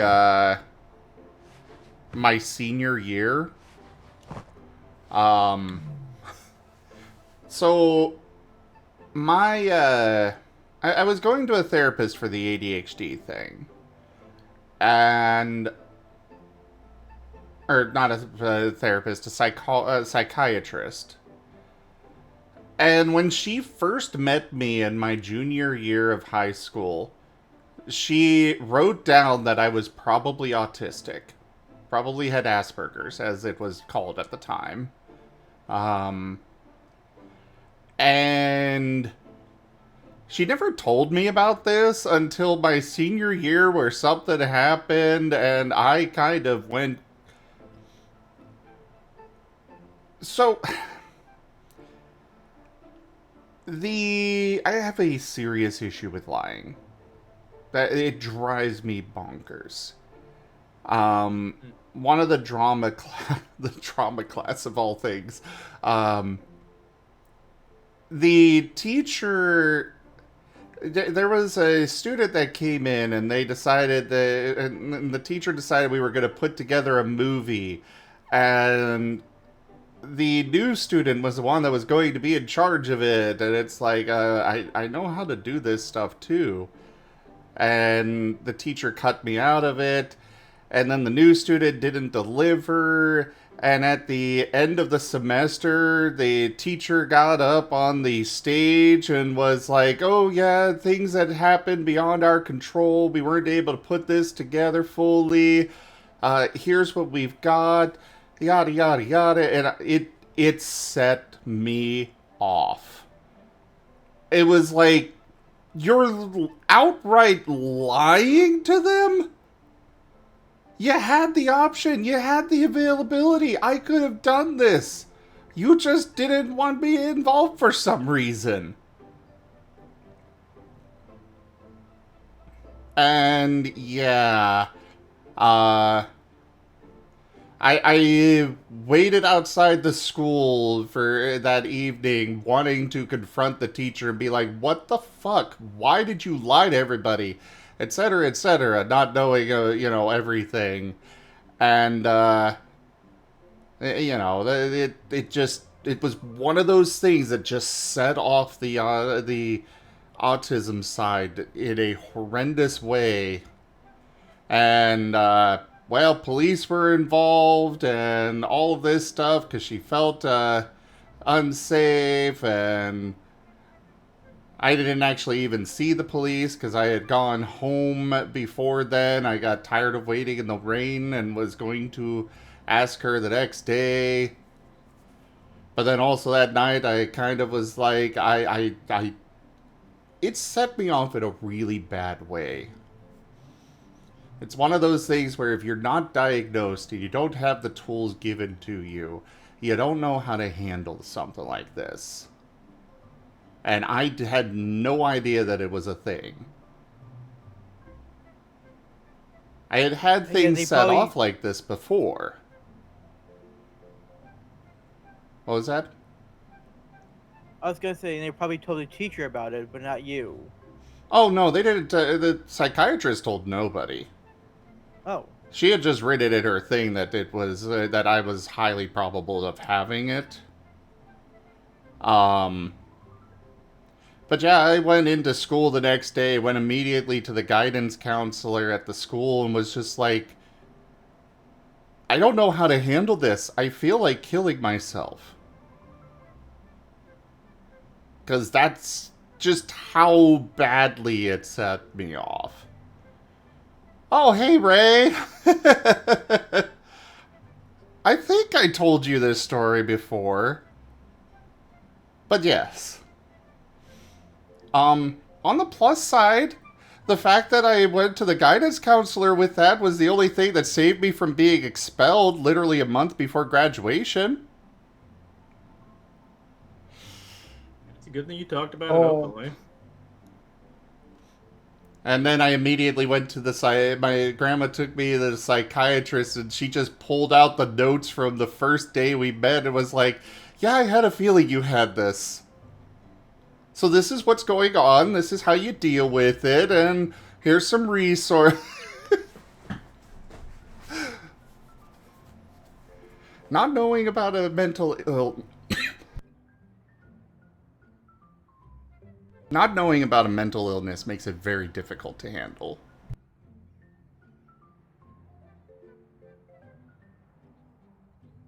Sadly, most people don't ever find out they have anything, or definitely during the school phases they don't know. So I was in a far more fortunate position because both of my parents have a mental condition of some kind. One of them has ADHD, one of them has autism. So they figured that there was a high chance that me and all four of my other siblings would get at least one of them. And well, knowing that you have a condition makes it a lot easier to deal with because I've known since I was a baby that I've had autism. So I've had a lot access to a lot more resources, especially in grade school and even before that. I It took a while for me to even talk in a way that was understandable. I had to have speech therapy and I had to have physical therapy, but like when I was a baby, but yeah, if I didn't get diagnosed, I would have had a much harder time.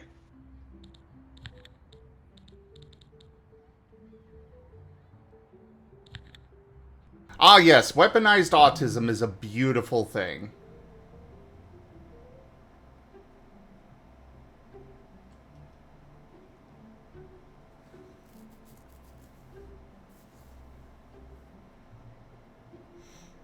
Yeah, Ray. Like, when you actually understand what's going on with your head and how you work, it makes it so much easier to deal with.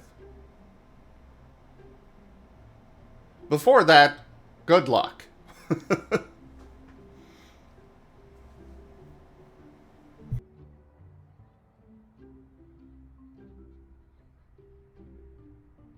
Because, that's the...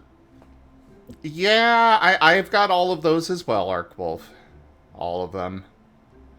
Val, on Barotrauma subs, you can build off of the old Soanth hull and or the... Okay. Val, I think I would like to see some new designs.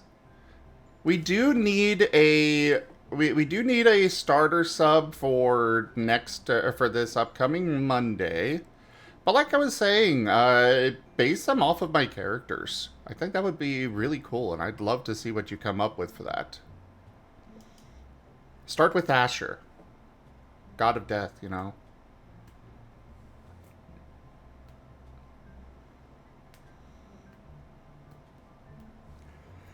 You're right, Lightpaw. Like, a lot of it is anti-money, absolutely. Yes, Val. Yes, Val.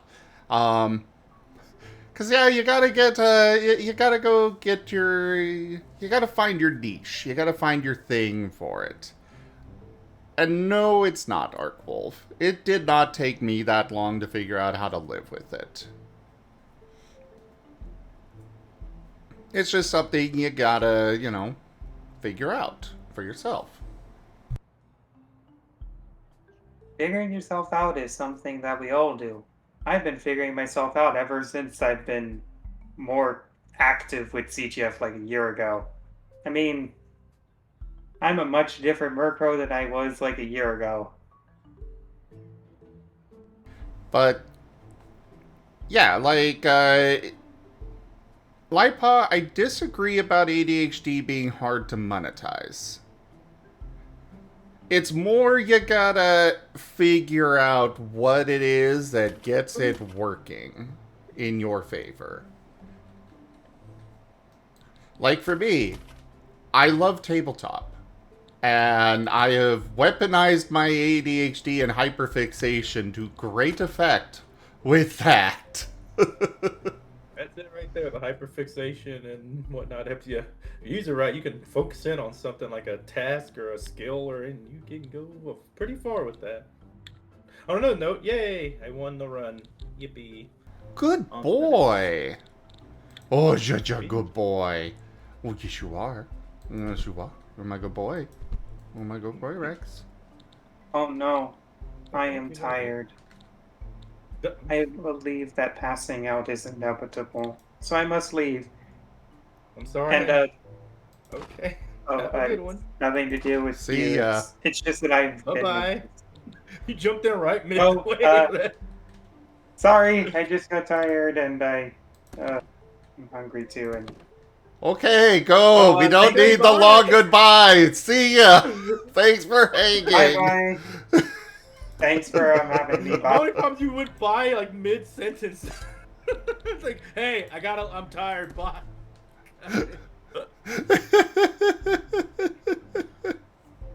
It reminds me of my I'll old tell you- self, where I'll tell you, I at take least- forever to say goodbye too.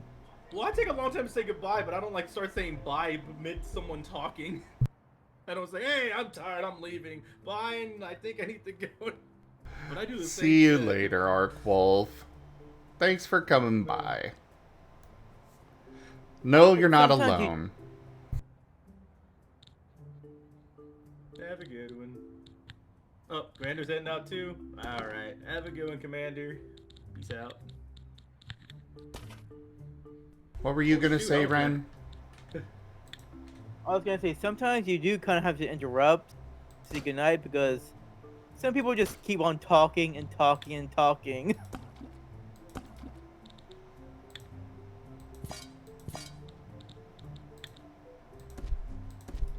Pressure 8.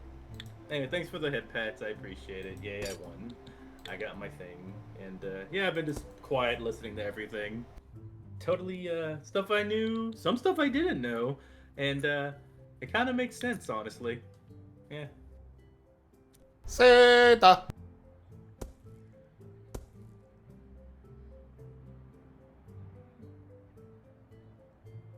Also, sorry to everybody out there if that was a little TMI, but, you know.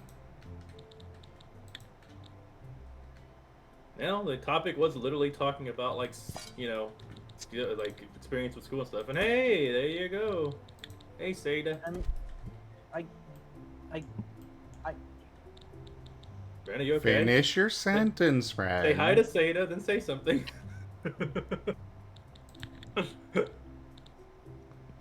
I had a somewhat normal high school,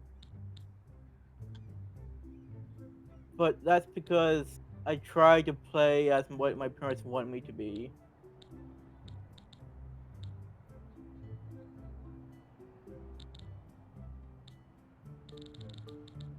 And what do I mean by that? That I just don't really try to understand how my mind really works.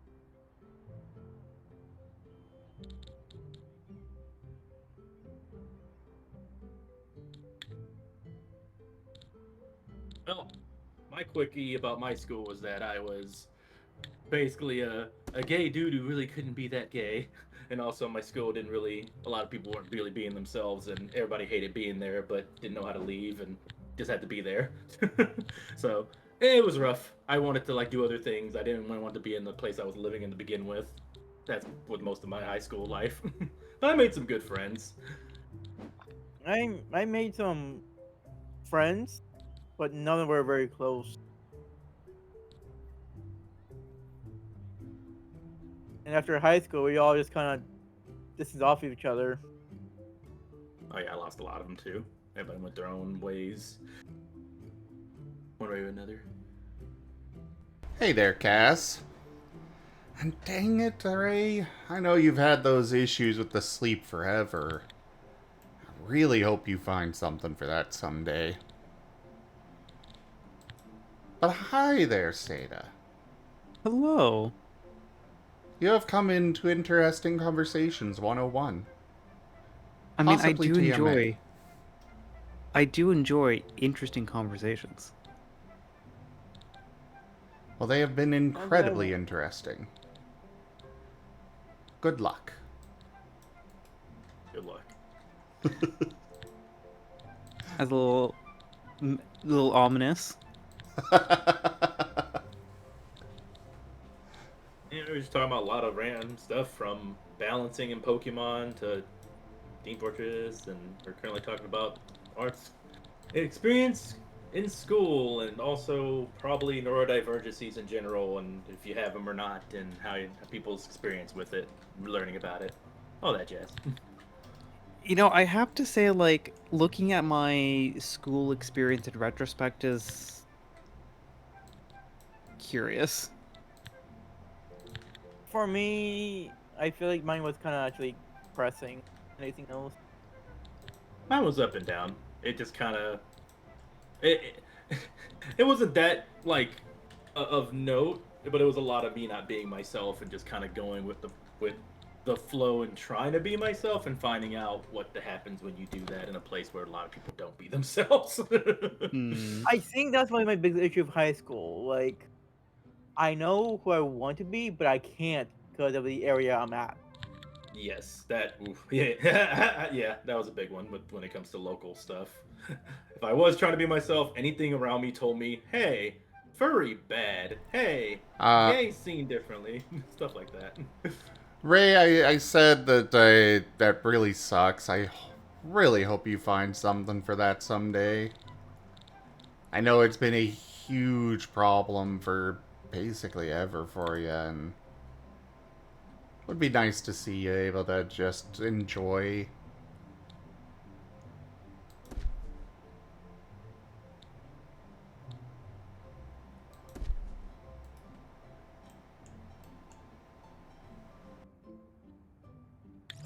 I finally defeated the second palace.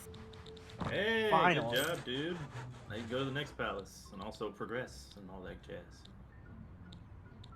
Good job.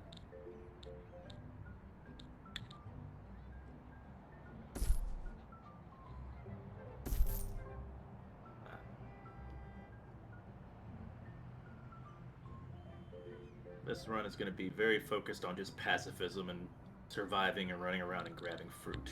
For anybody wondering, watching.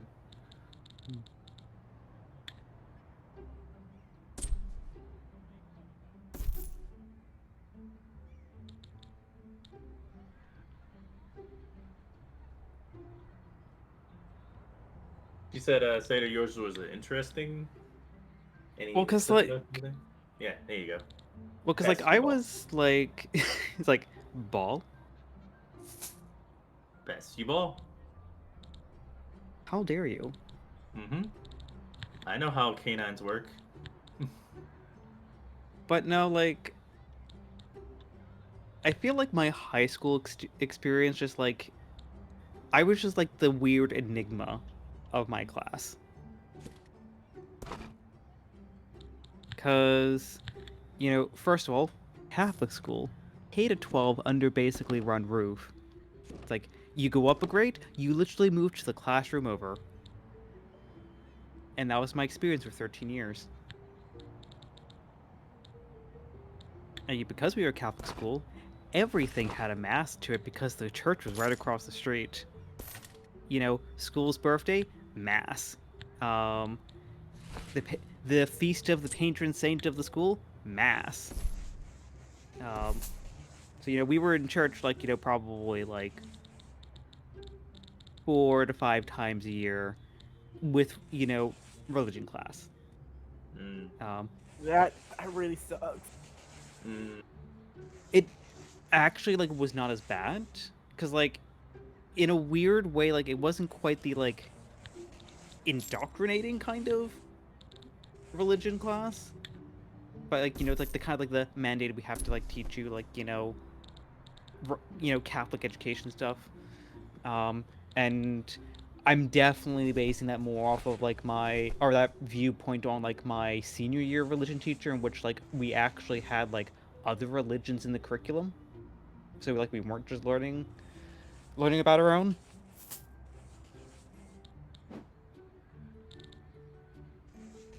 But, like, you know, elementary school. What I kind of distinctly remember is, like, you know, in middle school, I was subject to a lot of bullying, and that kind of, like, fractured me off a little bit from, like, my elementary school friends. And, you know, this is also saying, you know, my graduating class is 35, so, you know, there's not, like, a lot of people to go around friend-wise. I think, like, all in all, there were about maybe 26 or 28 of us that were like in class together from kindergarten to grade 12. So again, like not very big. But like during those kind of like, formative like middle school years, like you kind of had like 4 distinct groups form. You had the football fanatics. Any opportunity they can to, play football, they're doing so. I'm not really a sports person. Then you had the girls that chased after the football players. Wake up! Hold the line! This hamlet shall not fall. Then you had Mike Paws come in. Mike Paws raided my stream with 9 viewers. Hi, Mike Paws. Hey there, Mike Paws. And, oh crap. My hotel's already haunted. Wait, a haunted hotel? You can get those? Yeah, that was fast. Yeah. Haven't been enough time for somebody to die in there yet. Jeez. Well, radiation, radioactive barrels kind of cause some interesting effects on the human body. Anyways, Mike, how are you? Oh, were you doing Timberborn? Would you like a regular shout out or a random clip from your channel brought up? Yes, we like the Beaver game. We very much like the Beaver game. Dope. And welcome in, everybody. I am Raw Zim. We're just kind of hanging out, chatting, chilling, and all that stuff. And, chatting about a bunch of different stuff, like our high school experience. I'm making rainbows with my hands. Trauma. Trauma. Wama. Drama.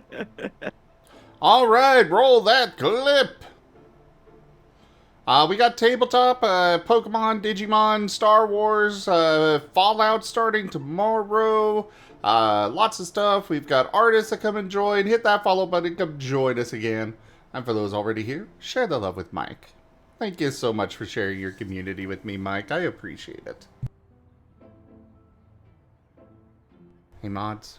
Roll the clip. Roll the clip, mods. What's the command again? SO Roll that clip. beautiful beam footage. As a clip.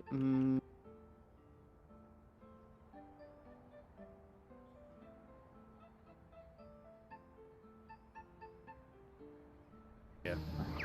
Fox, get this guy off me! Fuck's sake, Flippy! Fox, get this guy off me! Fox! Destroy the satellite core! I'm reminded of that animation from that. Slippy's dead. Nice!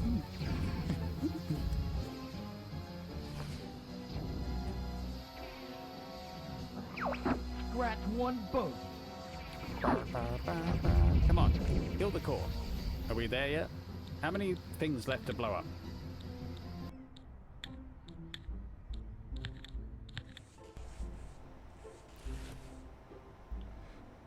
Yeah, I definitely have heard about the memes about Slippy. Yeah.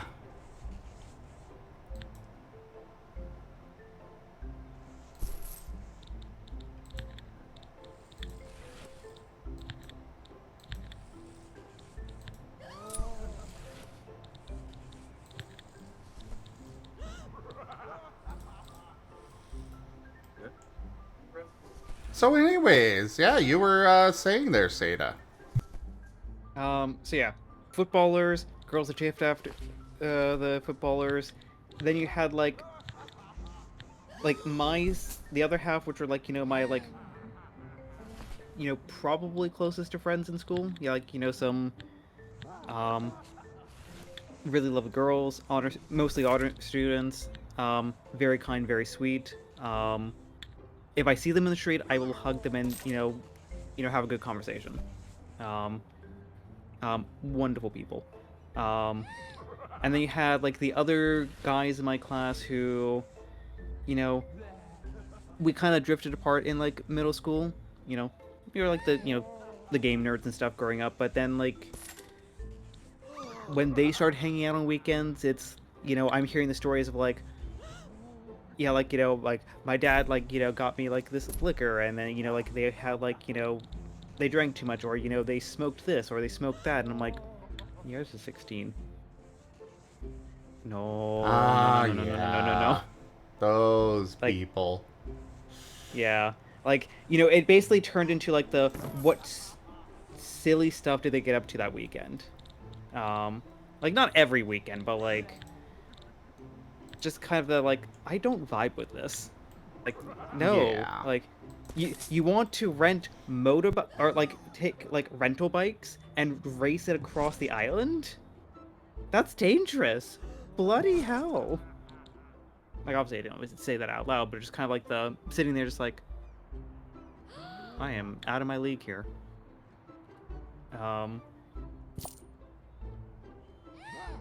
And like I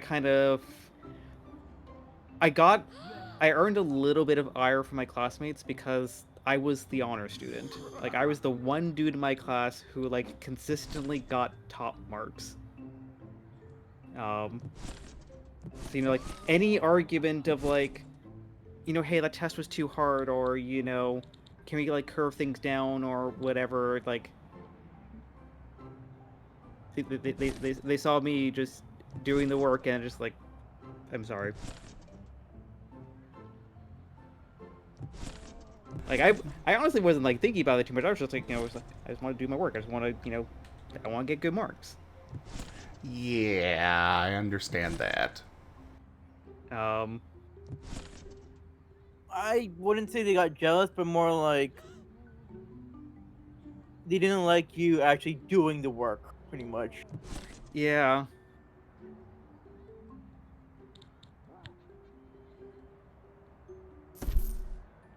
Because they want to be lazy, but you didn't. Oh no, I was lazy. Yeah, it's just the old thing of I don't know how to put it, but taking it on you when they really were taking it on something else. Yeah. I mean, I never really got like taken out on per se, but like I wasn't earning myself any friends. By any means, and I was definitely a lot more like introverted and awkward in school. Because I think like in a lot of regards, like I was just kind of like going through the motions of like, primary and secondary education for the most part. Like, I think it was only really in like my last 2 to 3 years of school where like we were actually getting like a new curriculum that was more like, perspectives on globalization and stuff like that for our social studies, which were interesting. But like I just never really like I lost like once I got separated from like my friends in like middle school per se, like kind of like start drifting apart. Like there wasn't really like any avenue for me to like find like a new gaming community or something like that, like because I was still figuring a lot about myself. I mean, heck, it took me like 6 years or about 5 years after graduating high school to figure out which way I swung. So I just kind of just stuck my head down, did the work.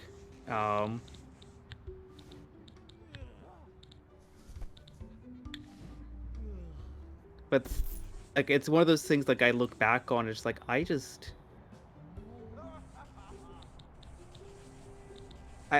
don't know like if I was giving like the warning signs of the kind of person I'd be back then, because like I remember like actually very distinctly like one of the things was we had like every year we like the student council rented out like one of the party boats and we had like a school cruise. Typical loud music and sodas and stuff being served. It wasn't really my cup of tea, but student council, like I attended and support, and yeah, having like one of my classmates try grinding on me, like on the dance floor, and just like, no, what are you doing? I just want to dance and have fun. I don't want to have someone, shove their butt in my face.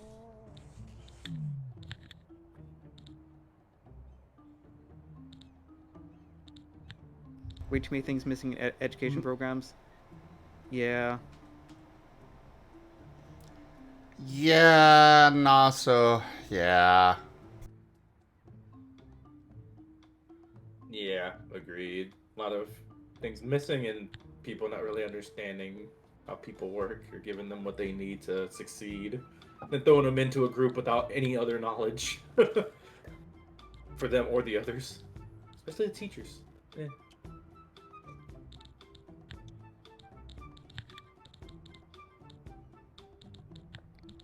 Yep, all that not so. Yep. I mean, look, I recognize in retrospect, like, I came out of high school basically like, I have no clue what I want to do. I have no one my age I actually like hanging out with. So like, I'm an introvert with no direction. That's how I was, Seda.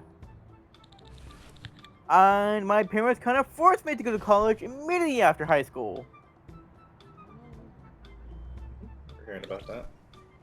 And I chose something I thought I would be interested in. I was not. Yeah, that was very much me as well. Like, I had like a really good opportunity in school to Oh, that's reminding me. I have a side tangent after after this though. Because I did start learning how to be a gremlin. But anyways, like, I actually had a really good opportunity in high school to job shadow at my local utility company.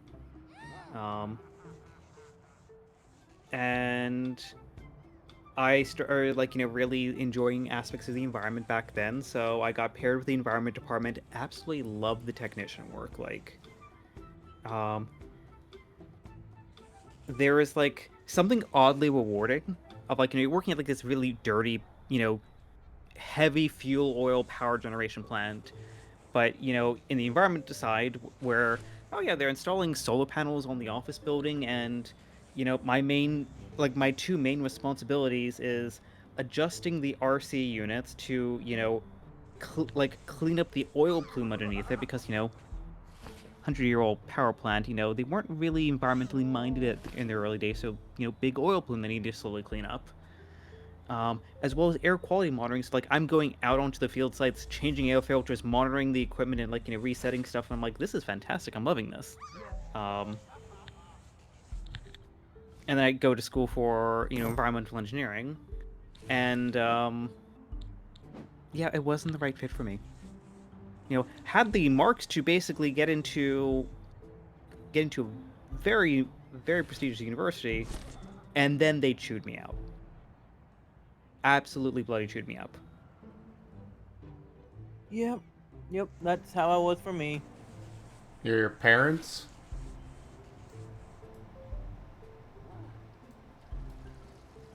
Like I said, since my dad was in the army, I got a discount to go to college. But because there's a time limit on that, because I have to graduate in a certain year before it runs out, I can't do it anymore. They kind of forced me to, like, go to college, choose something you like, and go. And at that age, I still feel like I still don't know what I want to do for my life. Yay! I got 1 star! Sorry to interrupt. And I just hope I chose something I would really like. And like Seda, it killed me. It literally made me want to... My mental state was going downhill every year, being there. Yep. I know I got very lucky. Because I failed my first year. Like, I failed a class in my first semester, Real quick. But like, you know, Val, put it where the eyes would be. So, you know, top. Mostly.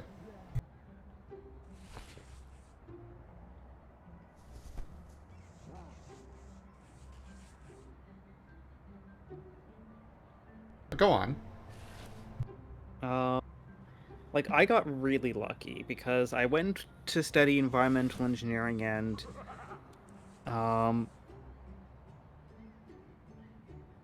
yeah, like the program itself just chewed me up because it was basically like 8:30 to 11:30 you're in lectures. 3 separate lectures. They're not all in the same building. So sometimes you have the 3 minutes to run halfway across the campus Yeah. University of Waterloo. It's brutal. And this is like still like 2012 University of Waterloo, so you know they're still very proud that, you know, BlackBerry HQ is like, you know, just down the road.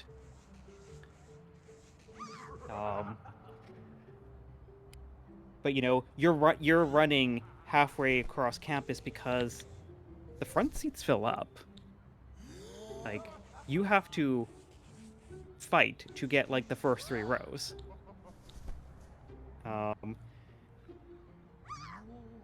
But you know, 3 hours of lectures in the mornings, hour for lunch, and then you have 3 to 5 hours of tutorials and lab sessions. So you're effectively working a 9 to 5 of academia, and then you still have weekly homework assignments and lab reports. And your midterms are in 6 weeks. Your finals are in 12. You better learn this the first try because there's not going to be many opportunities to catch back up.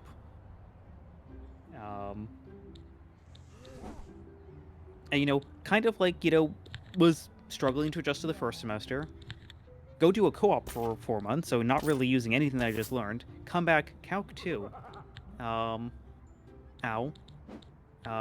Electrical engineering. A couple other courses. But then, you're in engineering. You have to take some kind of like non-technical class, but we're not going to take one of the technical classes out. So congratulations, you have a 6th class. You either give your lunch break 3 days out of the week, or you take a night class. So yeah, my Tuesdays were 8:30 to 9:30 with hour for lunch, hour, maybe 2 hours for dinner. And I still have homework.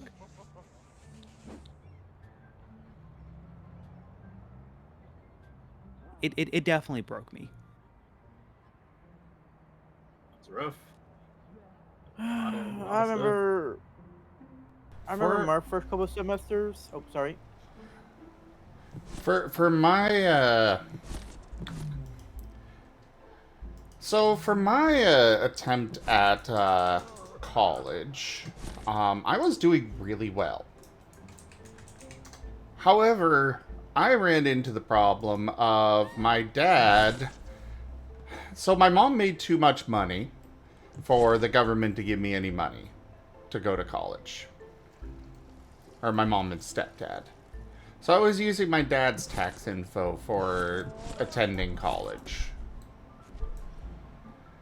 And one day my dad calls me up and he's drunk and accusing me of stealing from him and causing him to be audited and all of this other stuff. And it's like, no.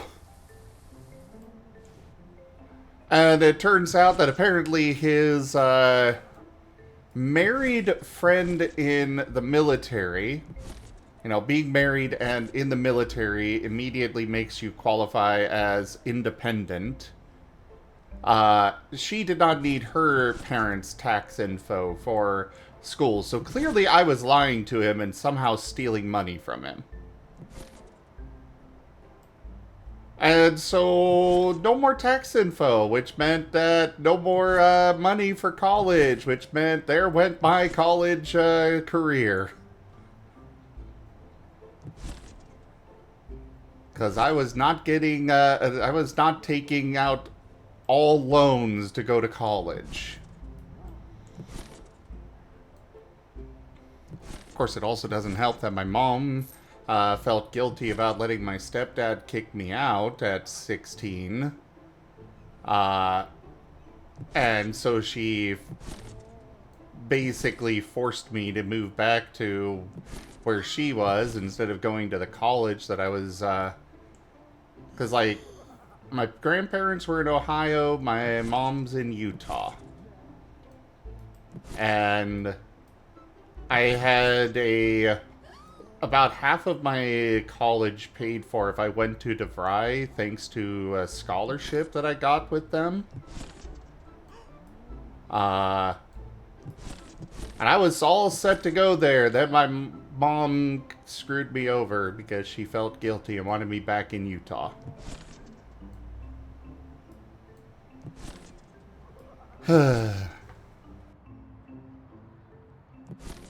I've thought about going back, Lightpaw, but also the only thing to go to college for is to get a job in the field that you get the degree for.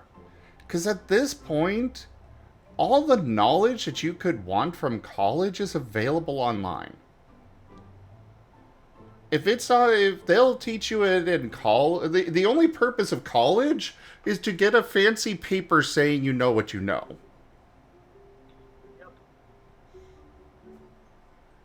And even then, it doesn't actually guarantee that you know what you know from my experience working security. Yep. Good God, some of those kids. Hello, Cybernethy. But yeah, I don't really plan to get a regular, more normal job again. I'm very happy with where my career is with, well, I mean, obviously I would absolutely love to get to partner on Twitch at some point. Very much so. But,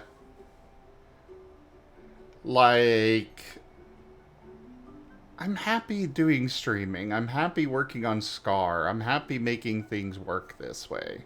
And like, it's not a glamorous job. It's not one that's going to, you know, buy me a mansion or anything. But I don't think I'd be happy in another job.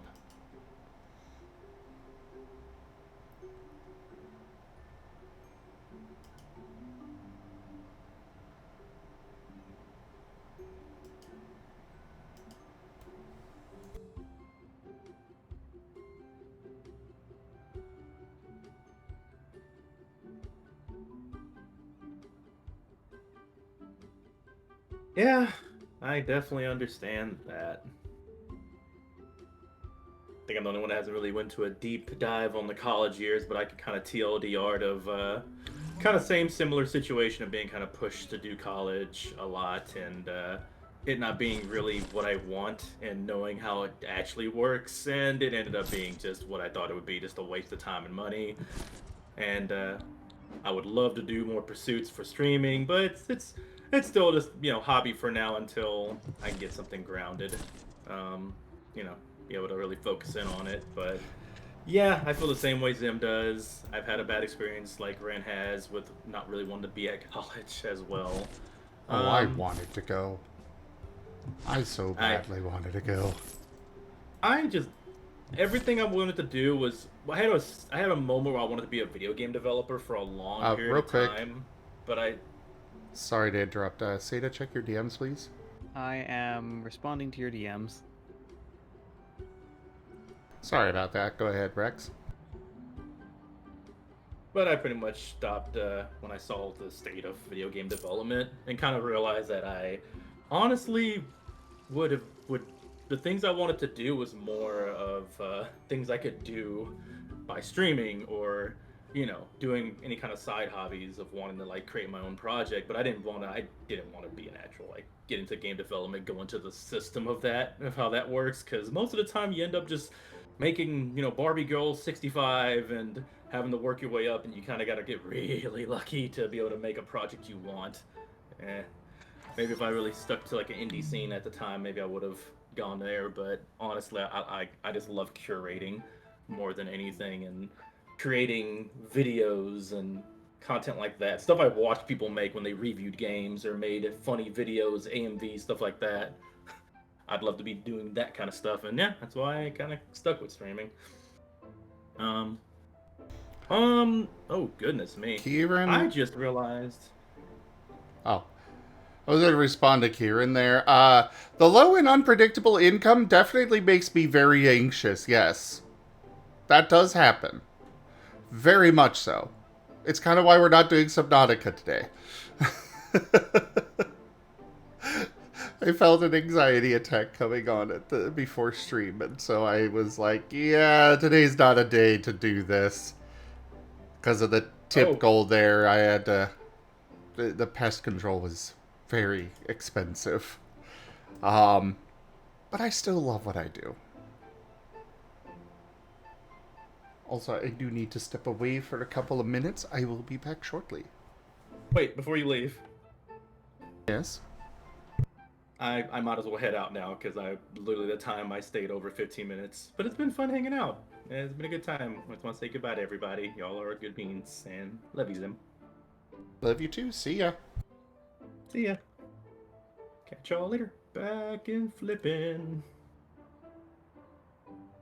Alright, Ren, sing. La la la la la.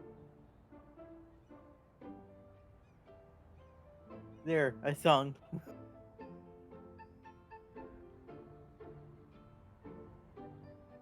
But anyways,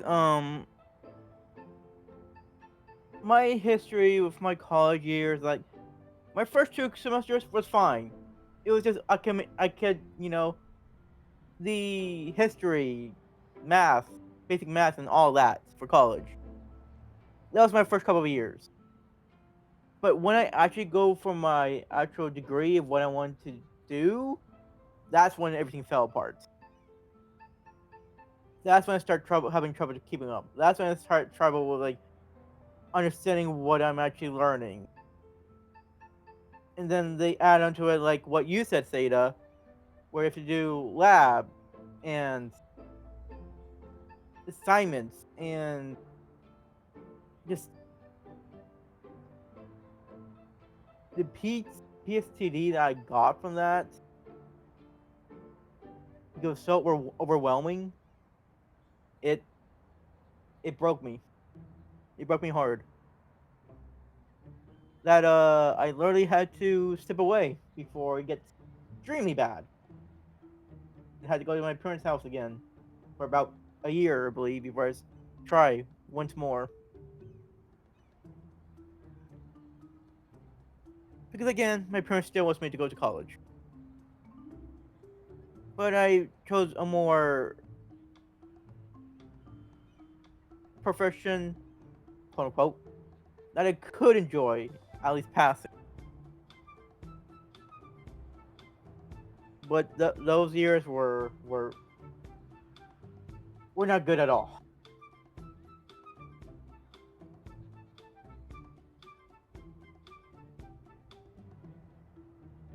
If my parents actually gave me time to like stop with studying so much, stop with, pushing me to continue studying after semester over semester, like when I finished high school, I was already like, I am so done with studying right now. My brain wasn't like motivated to study more. And just having this pressure on me, like it did not help at all. It made it so much more worse.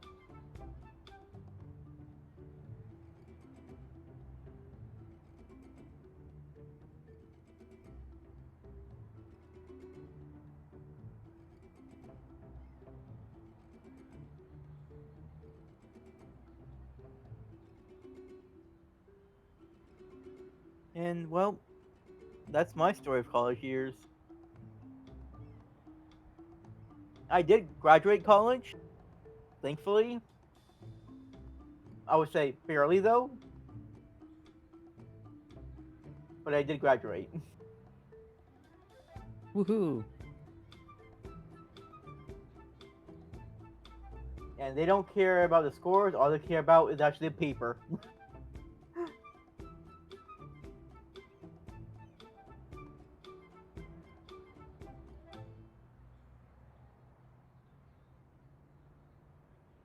Did you graduate college, Seda? Pardon? Did you graduate college? I skipped college actually. Oh. I attended my local college. We only have one college in Bermuda.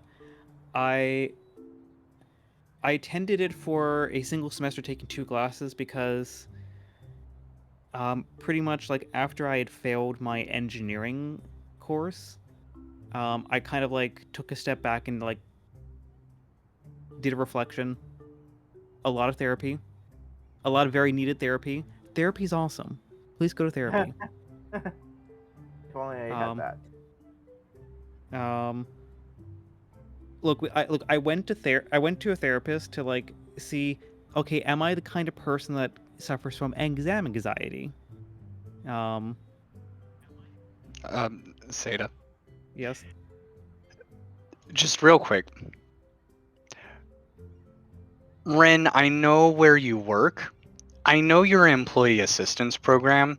You have access to free therapy. Please use it.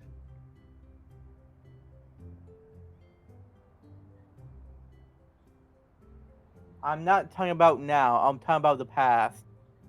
Oh, very, very fair, and I do have something to say on that in a moment. But like I I went for like exam anxiety and just kind of like we peeled back the onion a little bit and it was just like there's a lot of like unresolved issues here, and kept on the focus though in terms of like me not speaking up, me trying to like me actually like being my own person as opposed to like following what I think people should be wanting. And I still remember the exercise my therapist gave me, where it's like, hey, take the courses that's in your program right now, and like put a little like happy face next to the ones that like sound really cool, and frowny face to the ones that like absolutely like bore you, and take these other 2 courses you're looking at. I think one was like earth science, and another one was like environmental science, and like let's do that for the other ones. And like such a simple exercise, like I'm in the wrong program. I'm not an engineer, I'm a scientist. Took that like gap semester at the college just to do like biology and calculus. Heckin' love my biology teacher, she was a hoot. And then I went straight back to university, just hopped across the pond though to do environmental science, and then stayed there for 4 years to get my degrees.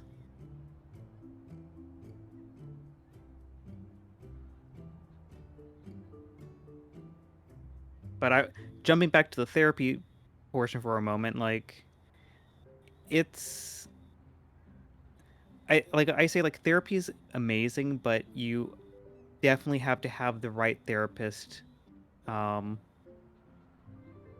who essentially just provides like a good neutral environment for you, like an honest mirror, but not judgmental. Someone you can feel comfortable opening up to, but they're not going to like go tell your boss something that you just told them, because everything should be confidential.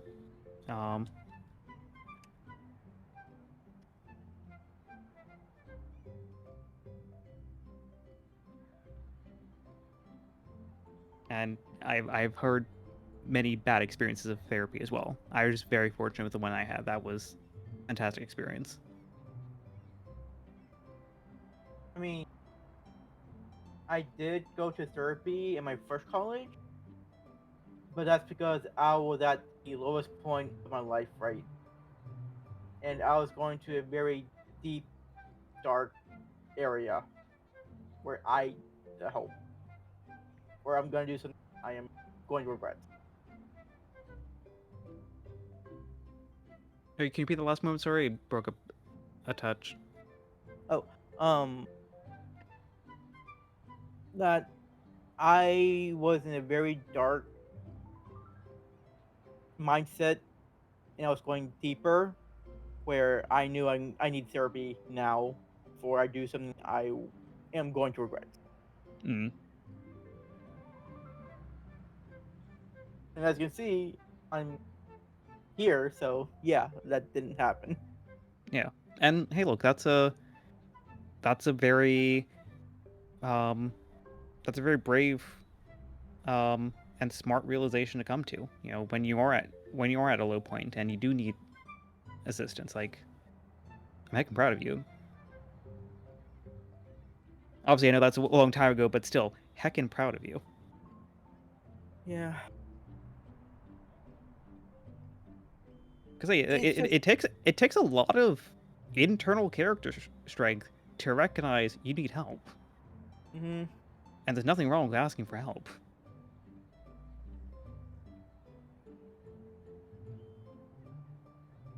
It's just at that time, a lot of things just happen at once, where I just go like, I'm just getting hit after hit after hit, and I did not see like a light at the tunnel right then and there.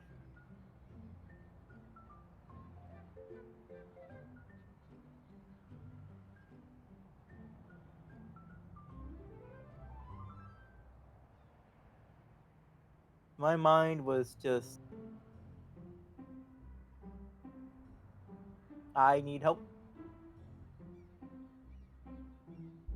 And the reason why I knew I was going to need help, I was actually doing nothing at all after class. I wasn't really eating. I wasn't really moving out of my bed. I was just laying down on it, day after day, week after week. And I knew if nothing changed, it's it wasn't going to a good path.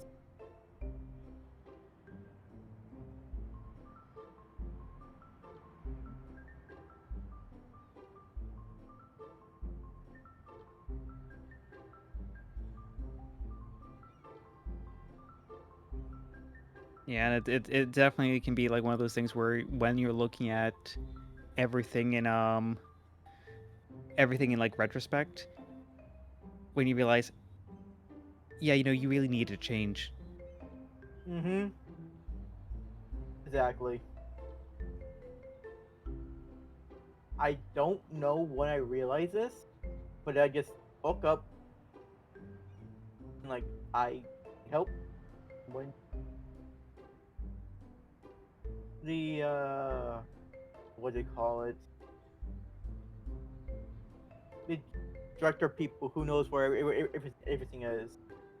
Hey, is there a therapy can go to? And that's where they kind of lead me towards.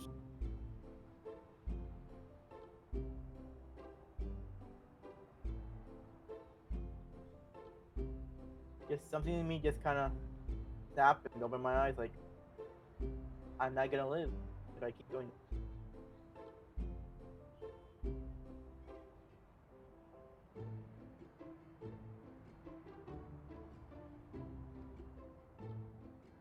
And again, I am so sorry if it's too TMI. uh, Hey, look, there are definitely times where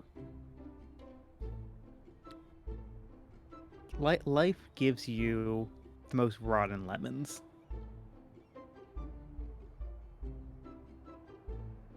Like I know, like one of my low points was, you know, September 2013. Um, in the span of a week, I had found out that I had failed my term. I was required to repeat, so you know, all the ideas that I had in my head about my future were crumbling down. Oh, and I get conscripted to the regiment, which you know, for Bermuda case is basically like our local like military, like support military. So it's like, yep, all my plans just basically just you know went up in smoke. How do we work ourselves out of this? You know, there's the moment for just sitting down, crying, and then okay, what do we do?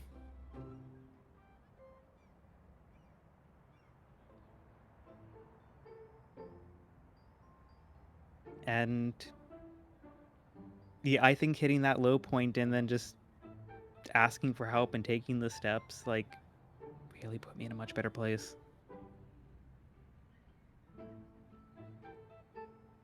I wouldn't say put me in a better place, but more like putting me on a path where I can actually start climbing up.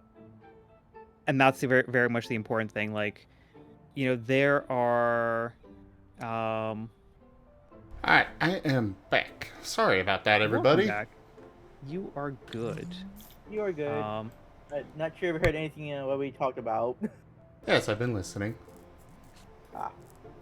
Zim, no, this is where you have to use like the deep, like, voice and be like, no, I heard everything. Damn it, Zim, be on brand. No. What I gotta do is... And thanks, everybody, for coming to Ren's Trauma Dumpling Chat. No, that's even worse!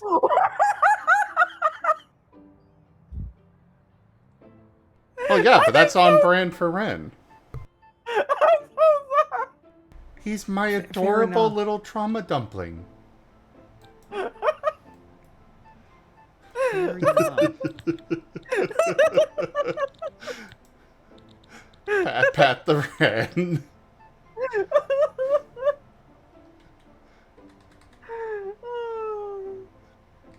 Go ahead and say that. Look, I was going to say, first of all, like, jumping into what Josh was saying, like, yeah, being able to ask for help is like is definitely the hardest part, because like there's a lot of like internal pride. Like, we're definitely taught to be very self-sufficient, and we have to be independent. We have to be able to solve all our problems, but we can't. Like,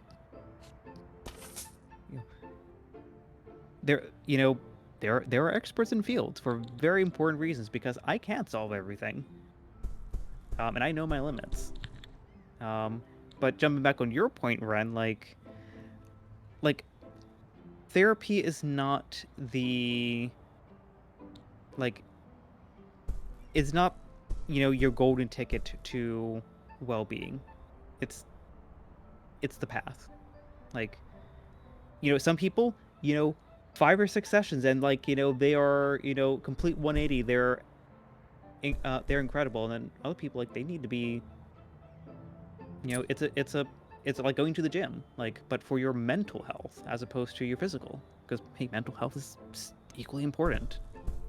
I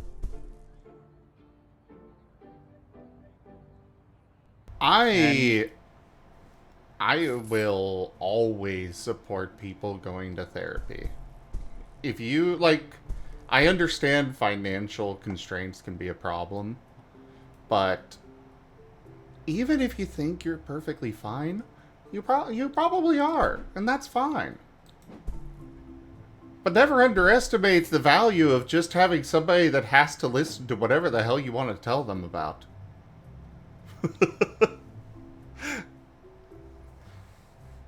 That alone, just having somebody you can chat with every week is just very nice.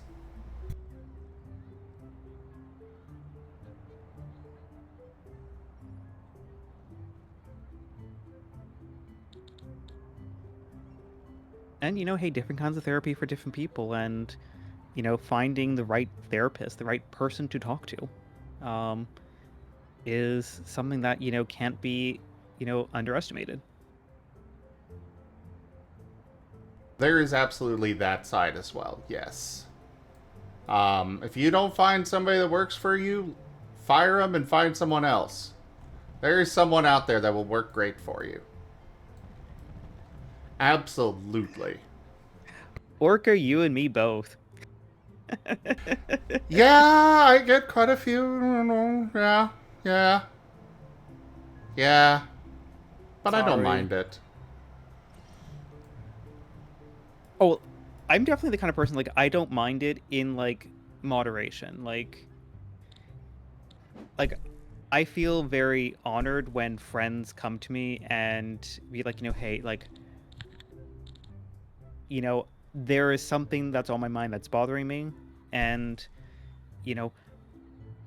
I'm just there being the neutral mirror. Like, support a friend, listen, maybe ask something just to help understand, the perspective.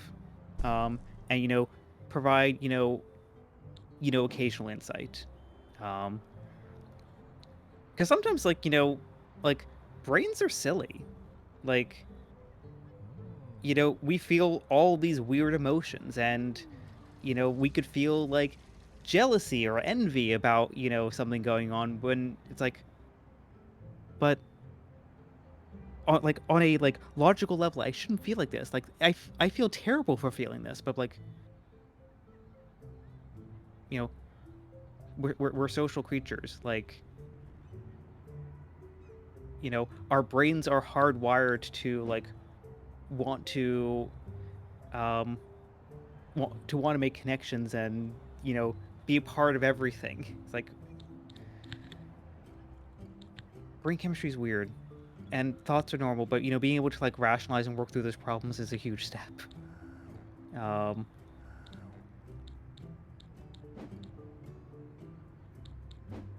Yeah, brains are silly. Can you make brains less tired? Do you get enough sleep every night? Yes. Just checking, because I don't. Ren might be the only one in this house that gets proper sleep. I think Raijin does too. I know how often you wake up, Raijin, and I know most of the time your sleep is interrupted by me, so... Mwah. Oh, I got called out by my boss last night. I absolutely adore my new bosses. Like, they are fantastic. Thank you very much. What? I go to sleep at a respectable time. Thank you very much.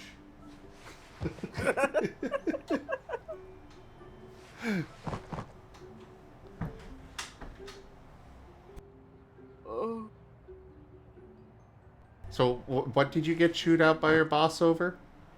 Oh, I didn't get chewed out per se, but it was just like I got called out.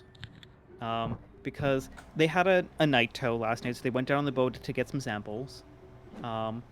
And because, like, most of the team actually, like, lives on campus.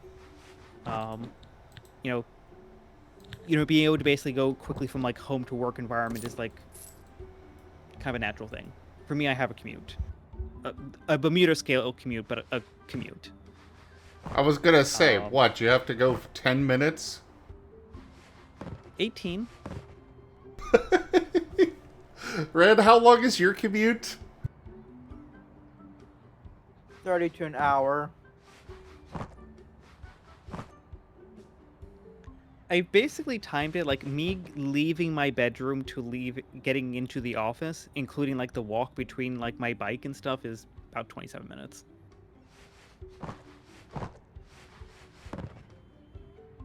Seda over here just flexing on all of us. I have the longest commute of my family. That's...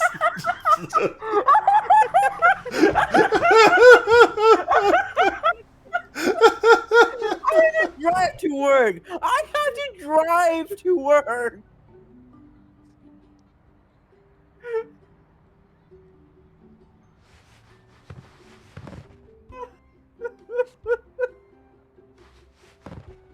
Look, we don't say Bermuda is another world for just any old reason.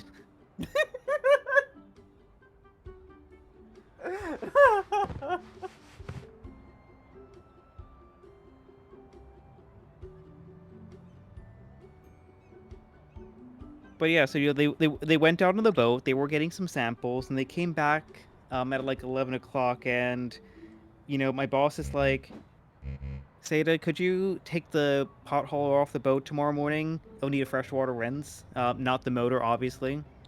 Spoiler alert: I did need to actually wash the motor.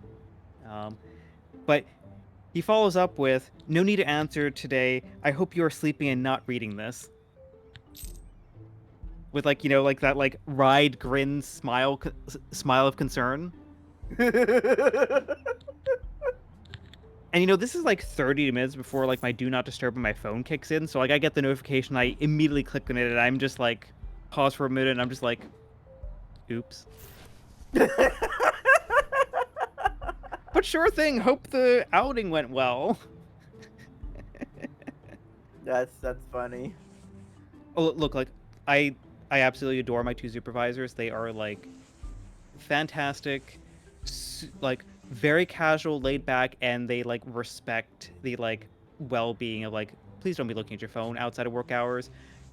Like, people in Arizona, I know you don't have a day off because it's a holiday here in Bermuda on Fridays. Like, but take the day off, like if you can. Why specifically Arizona? Because that's parent company.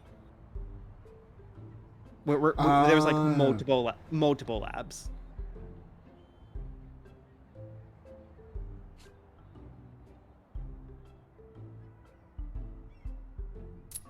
But like me, like booking a trip, like it's like, yeah, I'd like to go away for this, and maybe stop by, see my partner afterwards. And my other supervisor, she's like, tell me what dates you want. Don't be bashful. Just tell me the dates. And I'm like, on Monday being like, I like to have a sit down chat with you because like I don't want to use all my vacation days on like 2 trips. Because like I'm doing 2 slightly longer trips planned out. And she's like, fine, we'll have a sit down chat, because they're very much of the mindset of like, just get the job done, make it up. We trust you. Figure it out. Like, we don't have to tell HR. I love them. I seriously love them.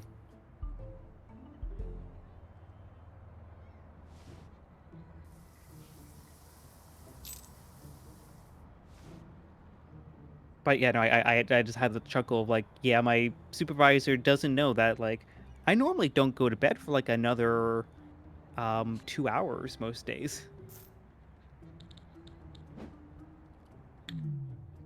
Oops. Yeah. How many hours go to sleep?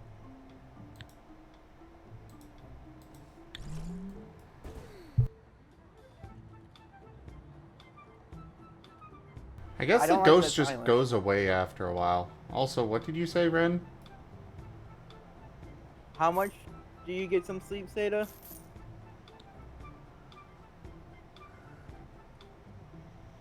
I don't want to talk about that. He accuses me of ruining his sleep schedule often. Seda? Or at least he used to. I mean, look, I only have myself to blame now. Exactly. It's not my fault anymore. Now it's Ren's fault. I go to bed at normal time! Well, yeah, but that has nothing to do with whether or not we're blaming you.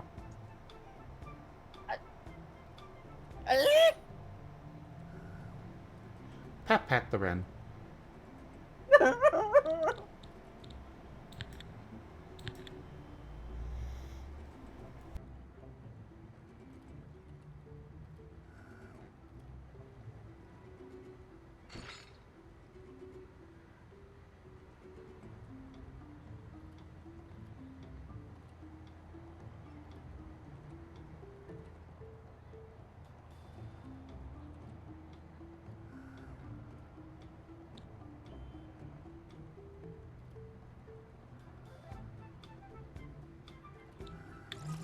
Alright, I'm going triple speed on this, so that way I can get this.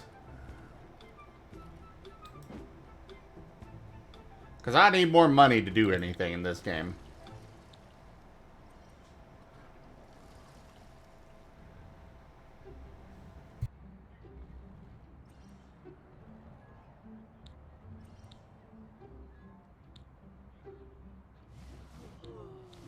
And I really need to pay off some of these loans. Oh, God.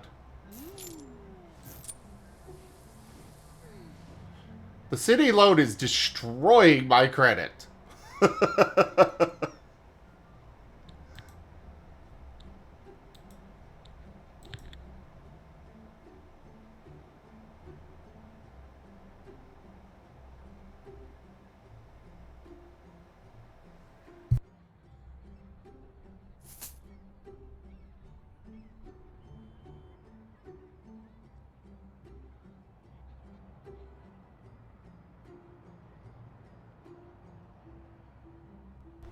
So apparently I can grow my wealth through smart investments with the stock market.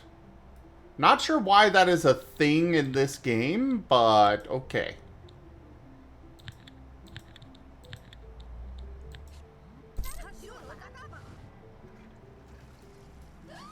Did somebody just... No, we're not putting in more radioactive waste. We just got done with the other freaking ghost. But I need it for my science experiments. Too bad. Aww.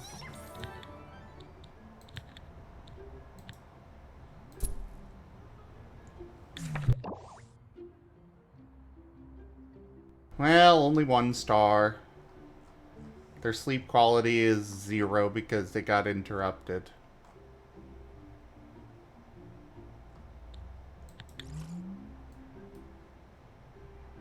Ido. Pat the Fluffy. The Fluffy is cute. Hi, Ido.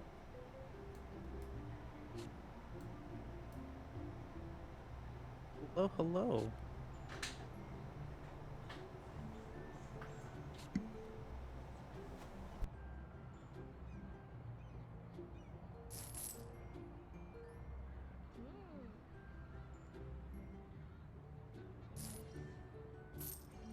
Yay, we're in the positives again!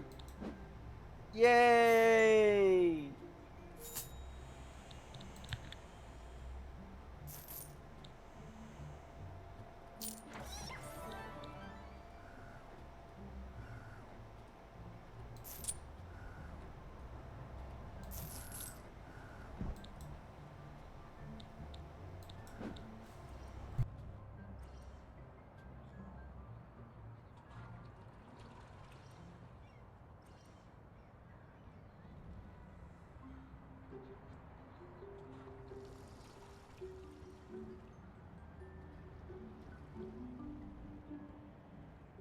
I want to at least get a gym built in my hotel, but I just do not have the money.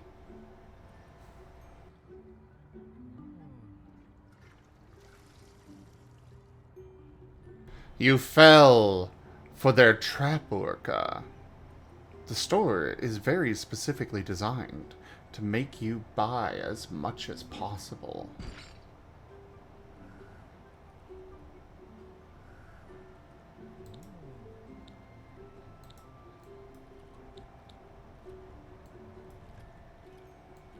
I will fall for your tricks no longer, grocery store. I don't care that the sour cream and onion potato chips are the weekly special. Try to be healthier, damn it.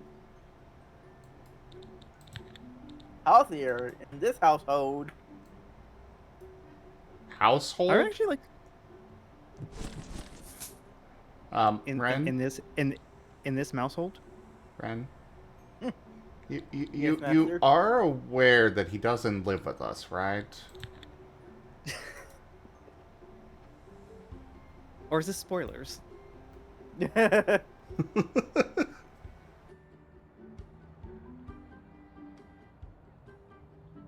there a limit when adding an Easter egg from another campaign using ethereal influence? That depends on what you're wanting to add, Frosty. But it has to be approved by myself as well as the storyteller. Hide. Rada!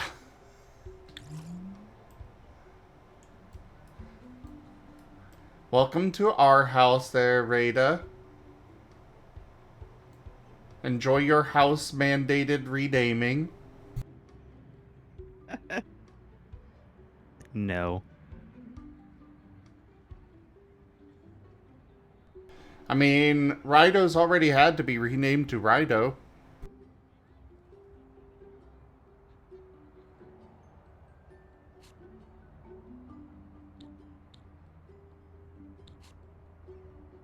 Well played, Azure. Well played. Well, that's the that's the joke that we've been making. Yes.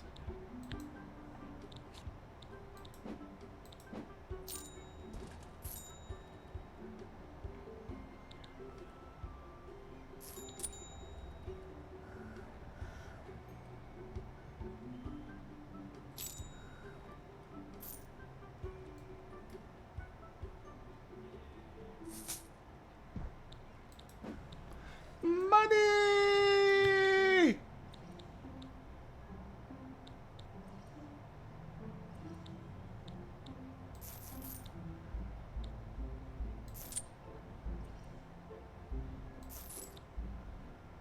But no, I was gonna say, like, legitimately, like, I've started making a habit of most days having granola and yogurt for breakfast as opposed to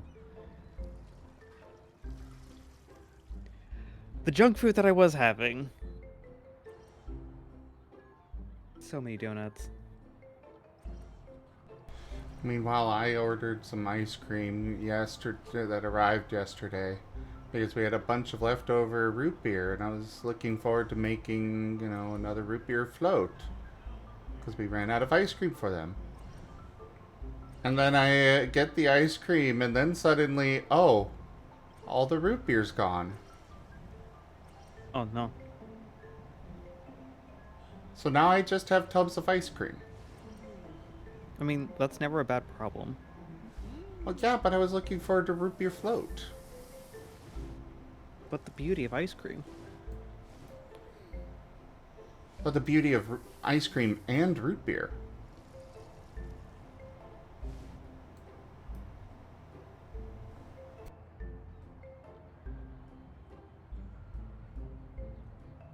Oh, very valid. I know, right, Josh? You know, now I want ice cream.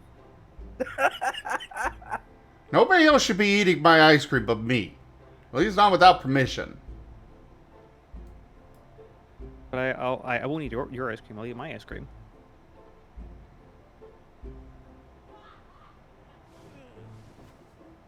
But also, I won't be surprised at all if I finally get the money again for root beer, order it, you know, get it, and then suddenly, oh, where'd my ice cream go? Well, I got 2 tubs of vanilla to go with the root beer to make the root beer floats, you know. Then I also got a tub of cookies and cream and cookie dough. Ooh.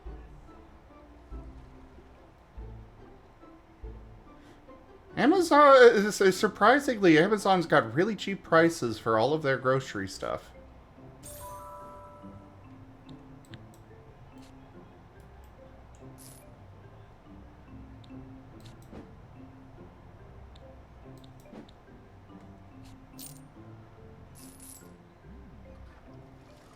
Like, seriously, those plus a bunch of other stuff was only 25 bucks.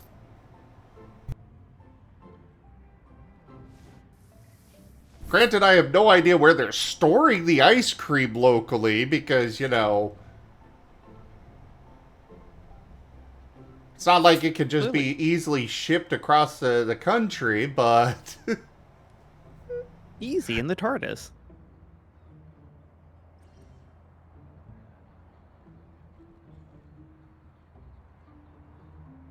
Oh my god, Josh, that sounds amazing. Hold up. Frosty Bite? You have never had cookie dough? Gasp. Ren, you have no fucking taste, period, so I don't want to hear it. I tried cookie dough, and I just, like, I don't get the hype. I don't. it's something in moderation. Like, too much cookie dough will kind of just like make you like hate life, but that's why one of my favorite flavors would definitely be the Ben and Jerry's half baked. You have cookie dough and brownie in the ice cream. You know, a nice, yin for the yang. Vanilla and chocolate, cookie dough and brownie. But either way, Frosty Bite, cookie dough is...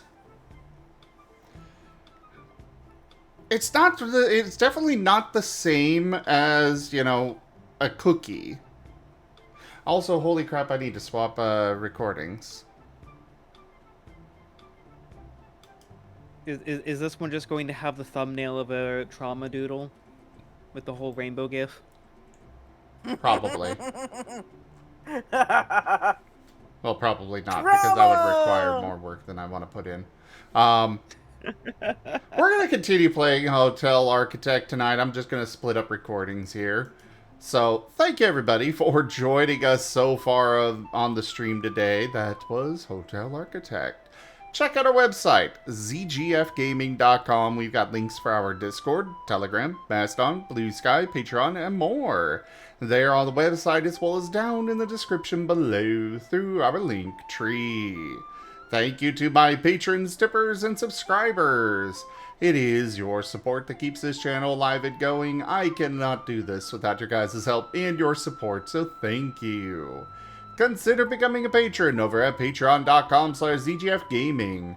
It's one of the best ways to help out the channel, though you can also do so by sharing the stream around, subscribing to our YouTube, picking up merch at zgfgaming.store, or grabbing packs of cards through Stream Loots. But for now, thank you so much for joining, and I bid you all the most fondest adieu.